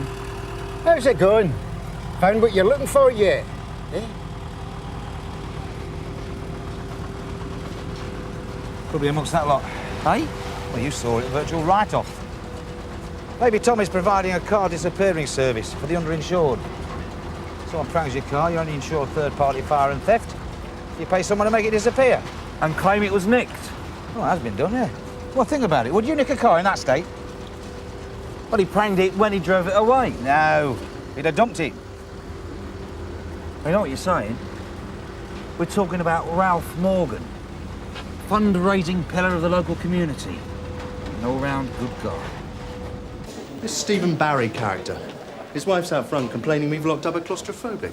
Yeah, we got a shout an hour or so ago to that takeaway next to the Queen's Head and Artichoke. When we got there, Barry was going wild, smashing the place up. Has he been interviewed yet? No, Sarge. It's going to take a while. There's no interview room free and there's a few waiting. What sort of state was he in when you arrested him? Oh, he was drunk, Sarge.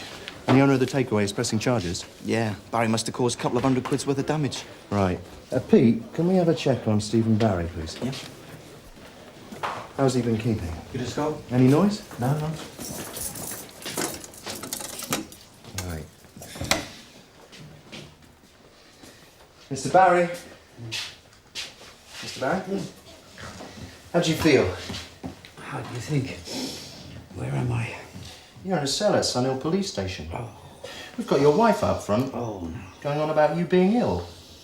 You aren't suffering from any psychological condition that we should know about, are you? No, what's she been telling you? You sure you're all right? Oh, what are you worried about? Think I'm going to throw a wobbly or repeat insanity? Sure. What is it? Sergeant Colin, he asked if you had a moment. He said, like a quick word. All right. Keep it on him. So, Sergeant, is Mr. Barry a claustrophobia or something? Did Sergeant Corrie say what it was he wanted? No, Sergeant, you didn't mention it. And these are all the registration documents of the cars you've scrapped today, eh? That's right. None missing? No, that's it. That's a lot. You sure about that? Oh, I'm very careful about it. Because it's illegal. Scrapping a motor if you don't have the documents. That's right, isn't it? A blue Ford Fiesta was seen being driven into this yard early today. It doesn't appear to be here now. Can you explain that? Oh, well, maybe somebody drove it out again. No, it was definitely not driven out again. Well, people coming in and out of here all the time. You can't expect me to notice everything. We know it came in here and it didn't leave. You seem very sure about that. We are. If someone was watching this place, they would have also seen a truck leaving here with a load of scrap on board. A lot of it in the form of ex-cars. Aye, makes you think, eh? Perhaps Haynes isn't as clever as he thinks he is. Cocky little git. Well, we got the boy who's driving the car. Whose name we don't know. Whose name we don't know, but we'll do shortly. Then we got Mr. Morgan, and we definitely need to have a chat with him. If we rattle him ever so gently, he'll let something drop. And you know who Mr. Morgan's best buddies with, don't you? Sir? What is it, John? Ralph Morgan was in here earlier, reporting the theft of his car. Oh, poor old Ralph. Yeah, but we've since found out that the car was seen a couple of hours previously being driven into Tommy Haynes' breaker's yard. It's been recovered, then? I'm afraid not. It looks as if it's been crushed into a slab of unidentifiable scrap metal. Scrap? Yes, sir. Well, why would anybody want to steal a car and then have it scrapped? I think CID are of the opinion that they wouldn't, sir. They're now handling it.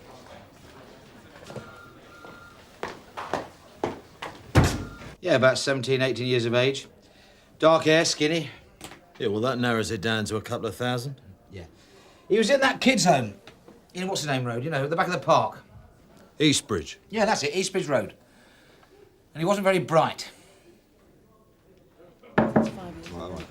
Derek, You have a couple of men watching a breaker's yard off the Windmill Road. Lyons and Carver. I understand they've spotted a stolen car entering the premises.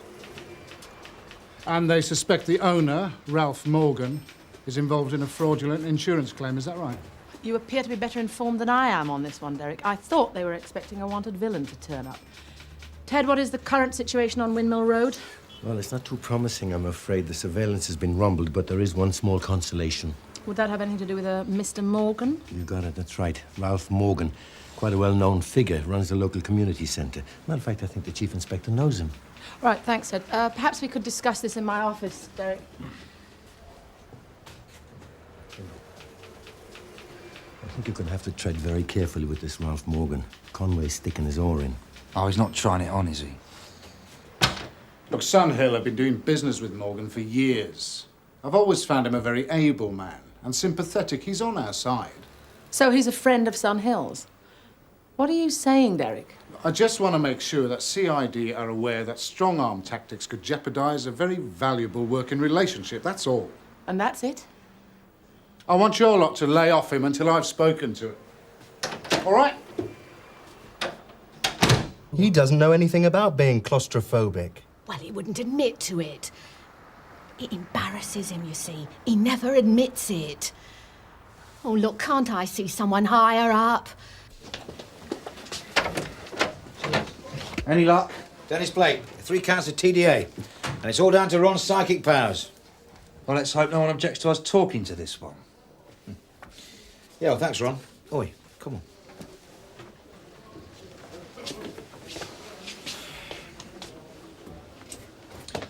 Well? Conway's shown an interest in Morgan all of a sudden. Doesn't want us talking to him before he does. But it's got nothing to do with Conway. This is CID.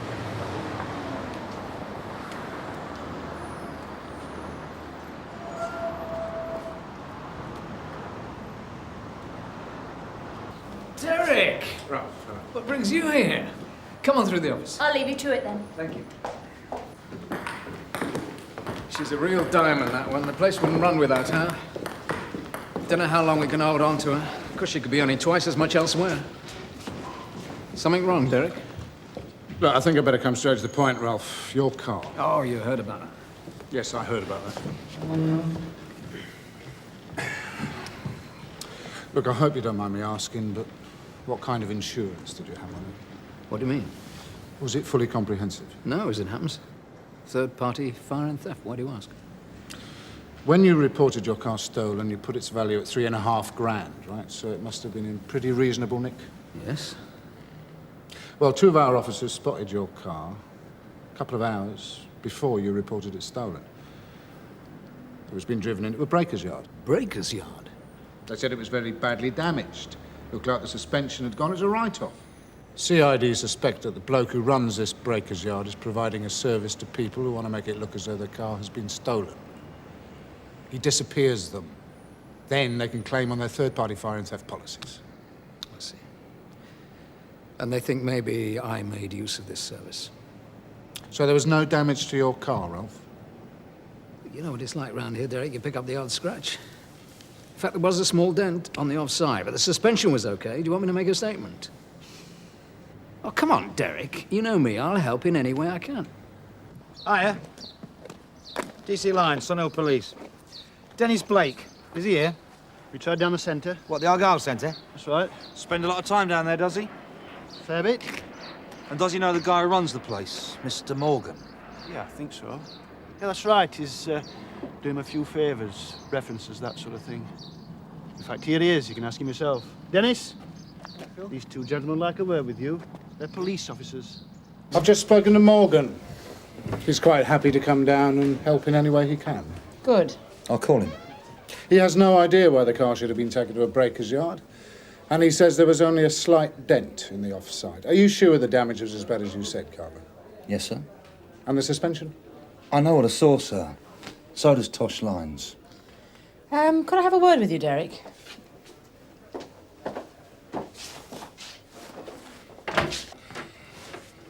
DC Carver entered interview room. Has Dennis said anything yet? No, not yet, no. You haven't said anything yet, Dennis, have you? Ah, well, looks like a bit of overtime again. The youth seen driving Morgan's car into the breaker's yard. We've picked him up. He hangs around the Argyle Centre. He's a friend of Morgan's. I thought you should know. And you should know there are a number of young offenders down there. Morgan keeps them out of trouble. He doesn't employ them to assist in fraud. Fair enough. I'm just putting you in the picture, Derek. Someone doesn't look very happy. Come on, Dennis. I saw you driving the car into the yard and I also saw you walking out again. We both did, didn't we? That's right. So why did you nick it in that state, eh? It was in a right mess, wasn't it? Or was it you who smashed it up? I didn't smash it up. So what you're saying is that the car was in that condition when you nicked it, yes? I ain't saying nothing. Oh, come on, Dennis. Why would you want to nick a car that was virtually a write-off? Be a bit of a stupid thing to do, wouldn't it? Yeah, well, I am stupid, aren't I? Thick as two short planks. Ask anyone. No, I don't think you're stupid, Dennis. I think there was a very good reason why you did nick that car. So what are you going to tell us about Ralph Morgan, then? Who says I know him? Dennis, we know you go down the Argyle Centre. We know you know Ralph Morgan. Now, there's no point in denying it. Now, what's that mean? You don't think much of Mr. Morgan? You don't like him? Bit of a soft touch, is he? He's all right. Not like you lot. Now, you see, Dennis, I'm very confused. Now, please. You say Mr. Morgan's a friend of yours and yet you nick his car. Doesn't make sense, does it? You did know that it was his car, didn't you? I ain't saying nothing. Of course you did. I ain't saying nothing. Did someone pay you to do it? To take the car to the breaker's yard?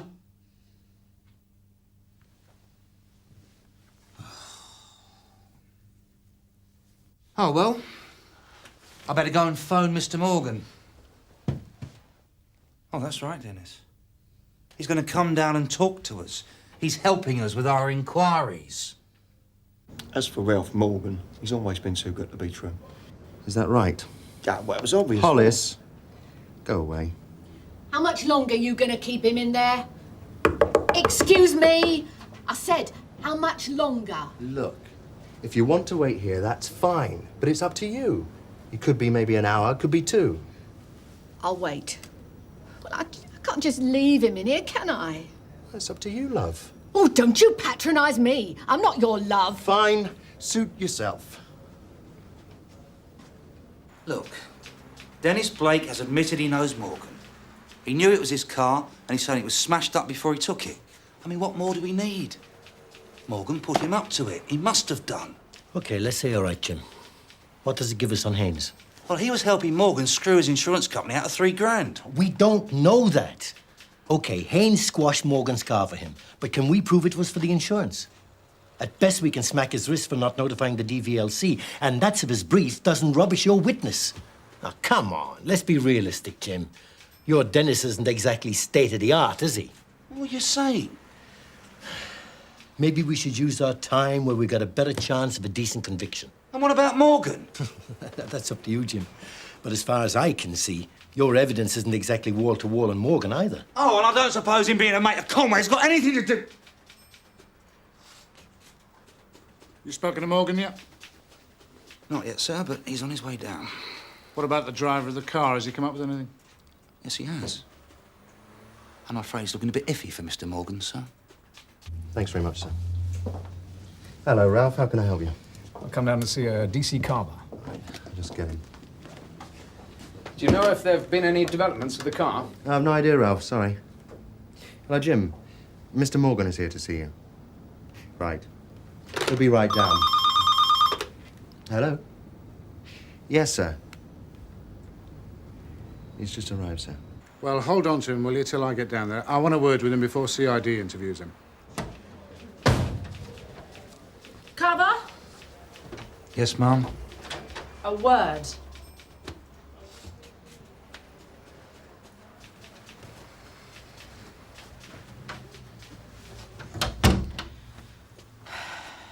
What we're talking about here is using a degree of tact. Morgan's a highly respected member of the community. He's been very helpful to us in the past.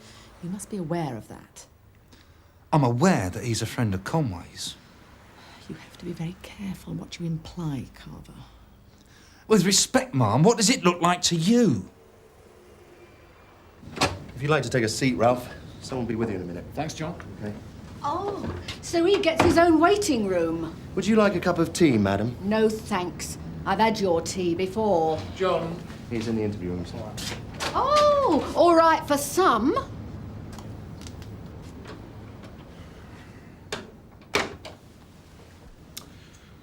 We're currently interviewing the person who drove your car to the scrapyard. He knows you. And from what we've ascertained so far, you're on friendly terms. So the question is, why would he steal your car? Now, let me finish. He also claims that the car was badly damaged before he took it. And our investigating officers are inclined to believe with him. Look, we're not talking about a small dent here, are we, Ralph? I've assured my colleagues in CID that, in my opinion, you are beyond suspicion in this matter. Now, I want the truth, Ralph. Who paid for it? Come on, Dennis, it was Morgan, wasn't it? It was his car. He's the person who would gain from the insurance claim, nobody else. Why should anybody else do it? What are you saying? You paid for it? I ain't saying nothing. What's it cost for a car to disappear these days? What's the going rate, eh? Couple £100? You couldn't afford that even if you wanted to. Yeah, well, it's not always cash, is it? What else is there? Come on, Dennis, you're making this up. A new set of tyres for starters. Radio cassette, brand new. I didn't ask or pay anyone to get rid of my car. But I admit, I did have an accident. Is that right? A blowout. I hit the curb and went into one of those... I'm not really interested in how it happened. I suppose I knew it was too good to be true when I found it had been nicked. Yes, fairy godmothers being a bit thin on the ground these days. So you're still saying it was stolen? It's Dennis Blake, isn't it? Look, all I can assume is he thought he was doing me a favour. I probably had a moan about it down at the centre, how I wasn't covered by insurance and whatever. He overheard, tried to help me out. So he did all this out the goodness of his heart, did he? He's always trying to impress people. He's not the sharpest kid on the block, Derek. Look, you put the value of the car at £3,500, which is obviously not the case. Can you explain that? 6 months behind with a mortgage. Seemed like a lot of money to lose. You're a bloody fool. Fair comment. You do realise how this looks, don't you? What's at stake? My job. Question is, Derek, what are you going to do about it? You should have told me all this earlier. You know that. Now, I assume you haven't had a chance to put in your insurance claim yet? No. Well, it's just as well for you then, isn't it? Wait here. Can I take you through now, sir? 2 minutes. So, what's happening then, Jim? Can't we try and square it up, boy? Well, what do you think? You're prepared to accept Morgan's word? He has a reputation to protect. If he was going to pull a scam like this, do you really think he'd use somebody like Blake? What about the fraudulent insurance claim? He hasn't submitted it yet. He's committed no crime. Assuming you're right about him not instigating the car's disappearance. If this goes to court because some truculent DC's got a point to prove, Morgan could lose his job, even if he's found not guilty. And that way, nobody wins. Not the community, not the people who use the centre, and certainly not us. And certainly not Morgan. You got something to say to me? I think maybe you're not seeing this one quite as clearly as you might. I hope you don't mind me saying this, Derek, but Morgan isn't the only one with a reputation to protect. I think you should perhaps look at this from the other point of view. See how others see your involvement in all this. And what do you think my involvement is in all this? I'm just telling you how it looks, Derek. Oh, it's well iffy, and you know it, Sarge. I know what it is. I expect they're in the same lot. Hollis! At last, we've got the big white chief. Now, look, my husband's seriously ill and you've got him locked up. I've got news for you, Jim. I've just told Conway that I think nicking the car was the kid's idea. I don't think Morgan's involved. Oi, what about me? Anyone got news for me? Oh, no, I don't count. Don't count, do I? Haynes did it for the stereo and the spare parts. A favour. It seems that he and Dennis had done business together before. So, looks as though you're in the clear. You were right. Look, I'm sorry, May I suggest, though, that you put a realistic value on your insurance claim? What's going to happen to Dennis? Well, he'll be charged with theft. And when your name's mentioned in court, you're going to have to handle the insinuations as best you can. Right, DC Lines will take a statement. Right. Tosh, yes, sir. statement here, please. Right. Through here, please. Thank you. Thank you, John, for your assistance. Jim? You want to count yourself lucky. I've been trying to get some assistance from him all day. But then that's the trouble with you lot. You've got no respect for other people's time.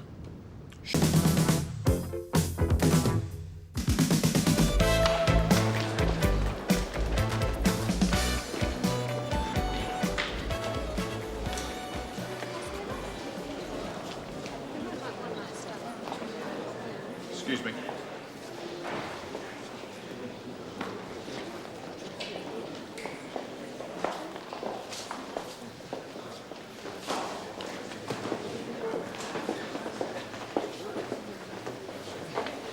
Right, Jude? Oh, hi. All set? Yeah, it just feels funny not being there in uniform. You got no worries. Rock solid.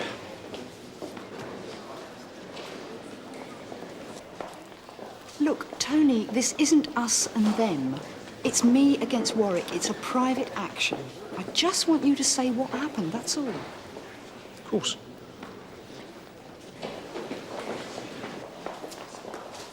Warwick's brief. No, she's mine. Good luck. All those involved in Ackland versus Warwick to court 1, please. Members of the jury, you are called to hear the indictment against Everton Francis Warwick, which contains 1 count of assault occasioning actual bodily harm, contrary to Section 47 of the Offences Against the Person Act, 1861. He's on a Judge Embry. Well, that's the result anyway. He hates acquittals. What were you doing on the afternoon of Thursday, the 31st of January, 1991? I was on patrol in the area car. That's the rapid response vehicle. I was crewing with my colleague, PC Loxton. And whilst on patrol, did you receive a radio call? Yes, it was to go to an incident at the Jasmine Allen estate. Do you remember what time that was? I logged the call at 15:39. That's approximately 20 minutes to 4. Yes, that's And correct. what time did you arrive at the estate? Or less than 2 minutes later. Could you please tell the court exactly what happened when you did arrive? Yes, we drove up the access road behind the shopping precinct. Mr. And as- McCooper, do we by any chance have a sketch map of the estate available? We do, Your Honour. Copies have been distributed to members of the jury. But not to me. My apologies, Your Honour.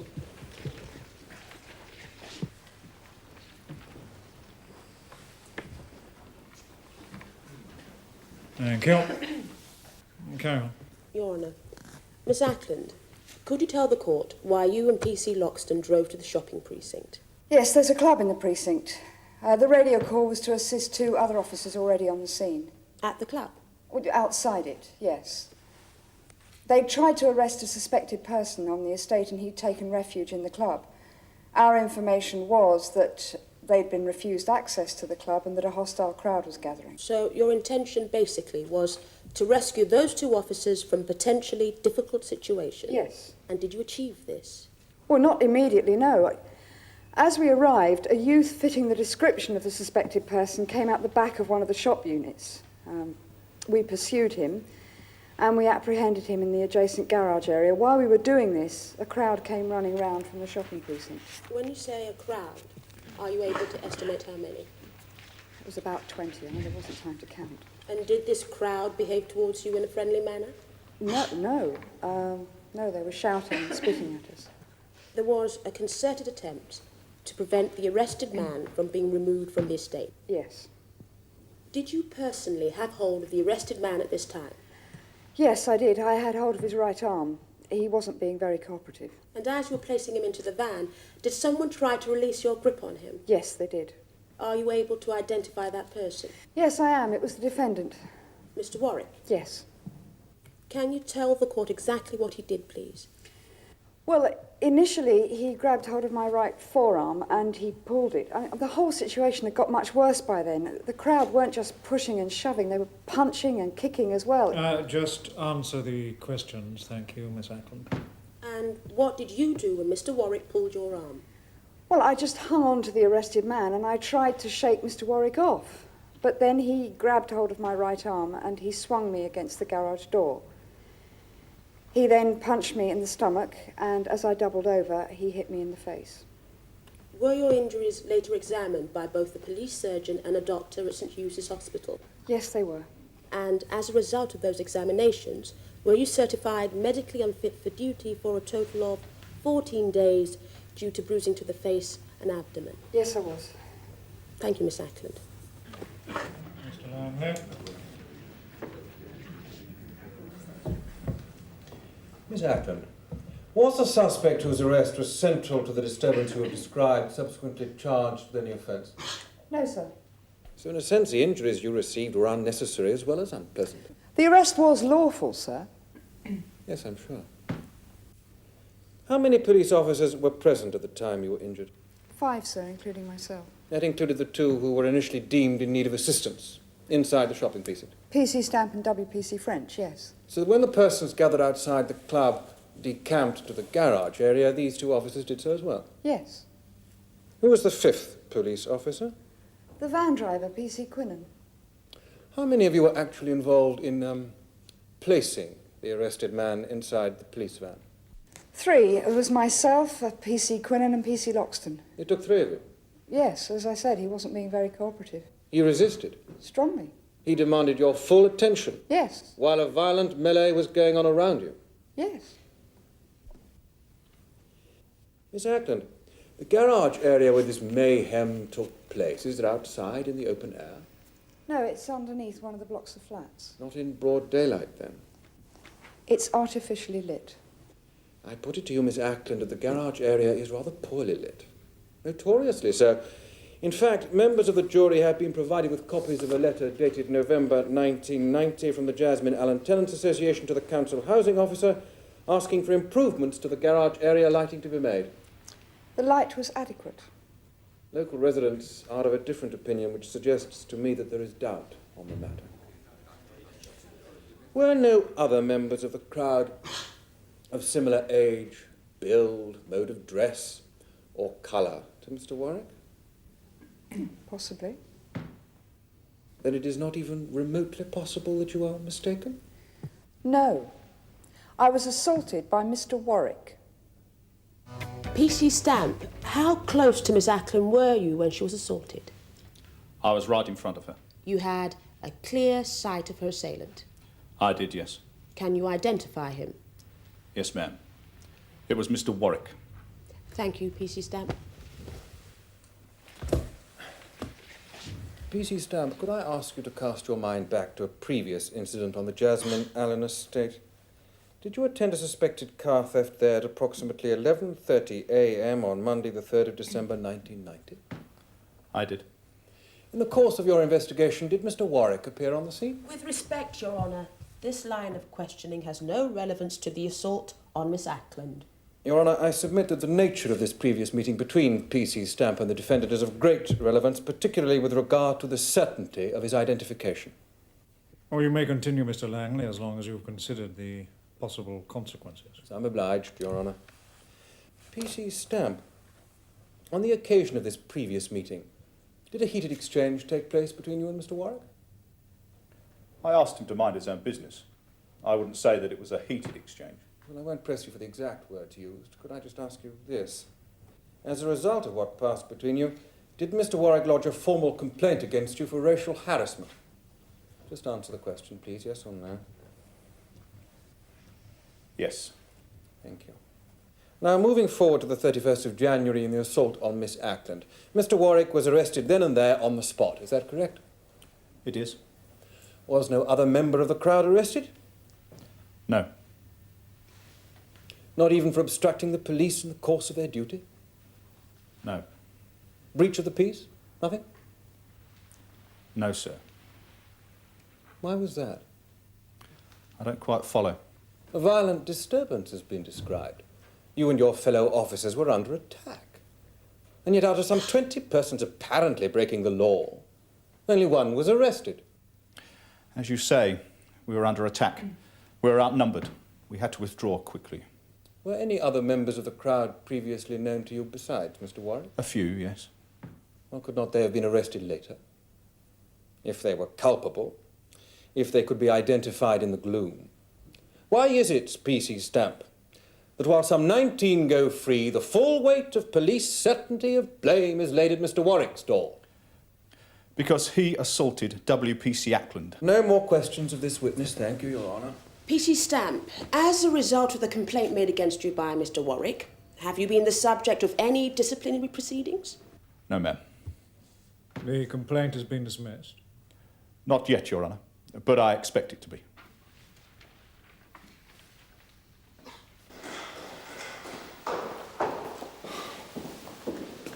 Sir. How's it going? Answer the question, please. Yes or no. Judge allowed mention of the complaint. Well, that was on the cards. At least June's brief can reply in kind. She's no match for Langley. He's just taking the mick. PC Quinnen, were you, like PC Stamp, acquainted with the defendant before the afternoon of the 31st of January? Yes, I was. Were you, in fact, present with PC Stamp on a previous call to the Jasmine Allen estate on Monday, the 3rd of December, 1990? Yes, a car theft. As a result of events on that date, were you, like PC Stamp, made the subject of a formal complaint by Mr. Warwick claiming racial harassment? Yes. The result of that complaint is doubtless still unresolved. It is, sir, yes. PC Quinnen, on the afternoon of the 31st of January, your response time in the van seems to have been almost identical to that of the area car. How did you manage that? Well, it was an all-unit shout. You just go, whatever vehicle you're driving. I see. You weren't hovering then, hoping for a little sport on the estate or a little revenge? No, sir. I was returning to Sun Hill when a call for assistance came up, to which I responded. Thank you, P.C. Quinnan. You are to be commended for your diligence. Miss McCoofer, do you wish to re-examine? No, Your Honour. That concludes the case for the prosecution. May P.C. Quinnan be released? You may. I'm obliged.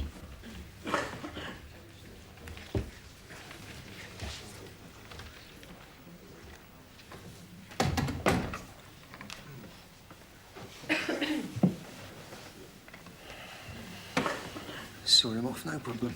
Pity you couldn't have done it without smiling all the time.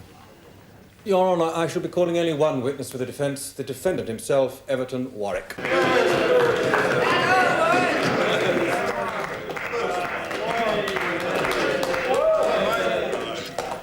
Take the book in your right hand and say the words on the card. I swear by Almighty God that the evidence I shall give shall be the truth, the whole truth, and nothing but the truth. Can you give your full name and address, please? Everton Francis Warwick, 51 Baylis House on Jasmine Allen Estate.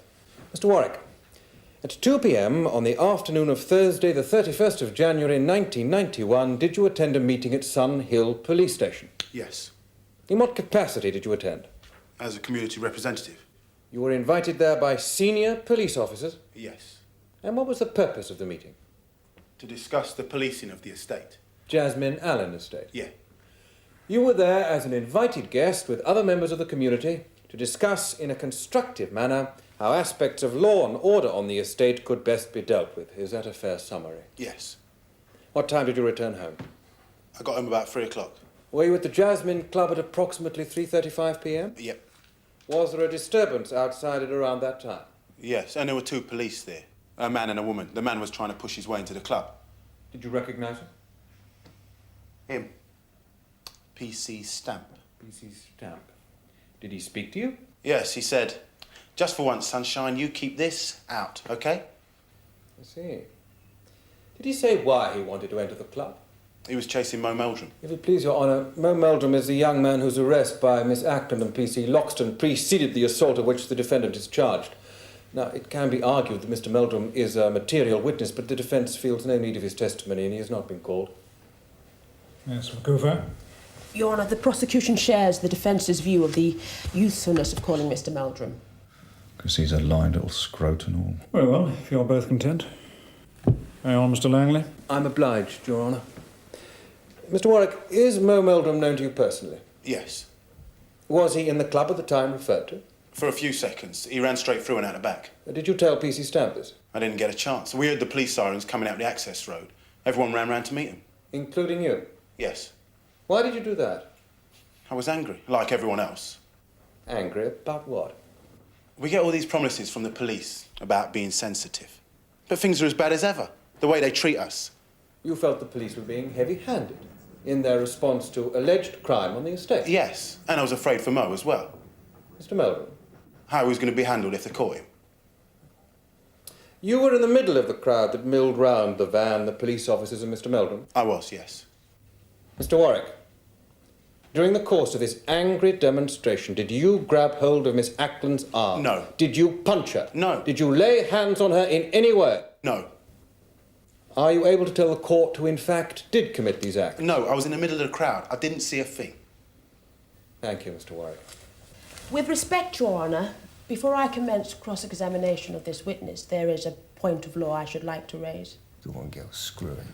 Members of the jury, there is a point of law to be discussed which need not concern you. If you'd like to stretch your legs for a few moments, you'll be called back as soon as possible. You may sit down if you wish, Mr. Warwick. I'll see you later. What's up with June?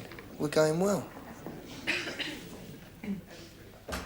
Your Honour, in view of the fact that the character and credibility of both corroborative prosecution witnesses has been called into doubt by my learned friend, I would respectfully ask that I now be allowed to cross-examine the defendant in respect of his previous convictions. You were warned of the possible consequences at the time, Mr. Langley. Your Honour. Permission granted.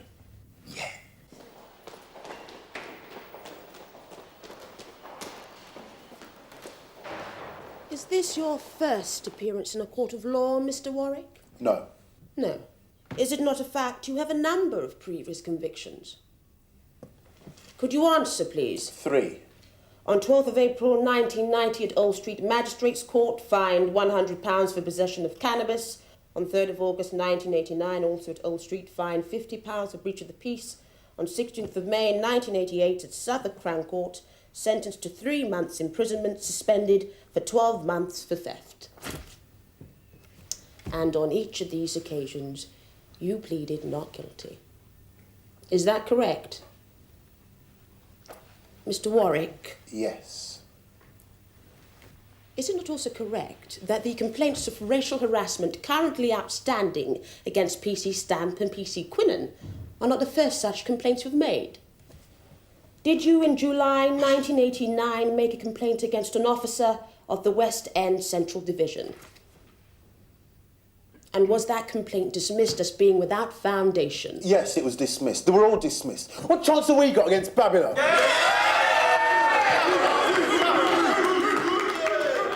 Sierra Oscar from Sierra Oscar 1, receiving. Receiving, sir. What's the score? June's got the witnesses, they've got the front. Mr. Warwick himself admits to having been at the scene, but denies his guilt. You have heard something of Mr. Warwick's past record, and are entitled to draw your own conclusions to his trustworthiness. No such doubts have been raised about Miss Ackland herself. No suggestion has been made that she's either vindictive or dishonest. No suggestion has been made that she was part of any fit-up. A quietly efficient police officer with 12 years unblemished service has been assaulted and has clearly identified her assailant. Members of the jury, if you believe her to be telling the truth, you will have no reasonable doubt that the defendant is guilty. Mr. Langley. Your Honour. Members of the jury. In essence, this is a very simple case. All kinds of tensions and emotions may surround it, as you will have gleaned from some of the evidence you have heard. But the one single fact upon which you have to decide is this.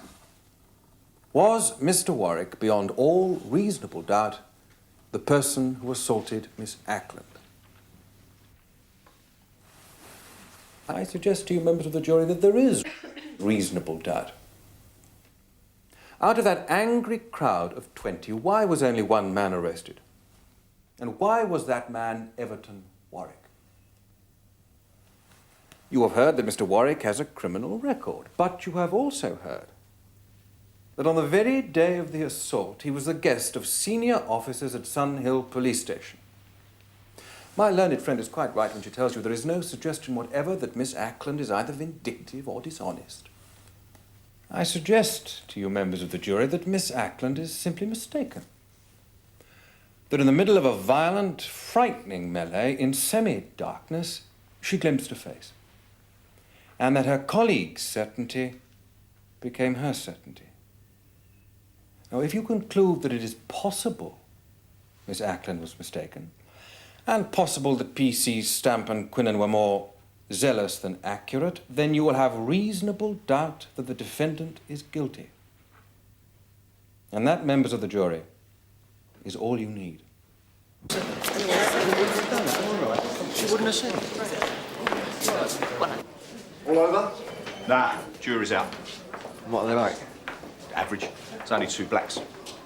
Where's June? She's round the corner.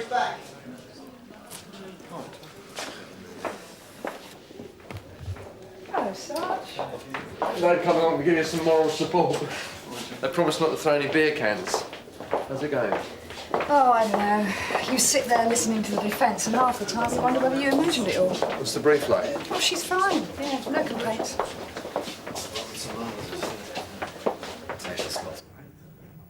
Defendant will stand. Members of the jury, will your foreperson please stand? Please answer this question, yes or no. Have you reached a verdict on which you are all agreed? Yes. Please answer the question, do you find the defendant guilty or not guilty of assault? not guilty.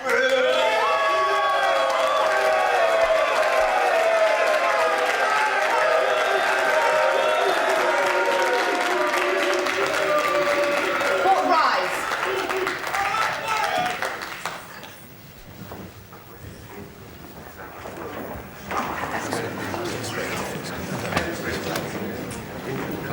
Thank you.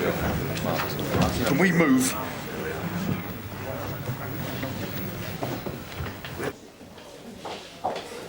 It's a travesty. The whole system's on their side. Just leave it, Tony. I'll have him next time. I'll do a really professional job. You mean you will fit him up? June, he's given you a hiding and walked away from it. Yeah, why? Because what is laughingly called the criminal justice system has got naff all to do with justice. It's all about Ponzi briefs playing word games. No, it's all about juries listening to people like you and thinking, I bet he can tell porkies if he has to. So it's all down to me. Yes, it bloody is. If you want a jury to believe you, then tell the truth. I did. Every time, even when it hurts. Yeah, all right. You two better get back. Come on, sir. Let me down the Swan. June, drown your sorrows. No, there's nothing to drown. I gave it a go. That's it. You did warn me. I'm glad you didn't take my advice, honest. Yeah, look, I really appreciate you all coming along. Thanks very much. Anytime. I'll see you all tomorrow.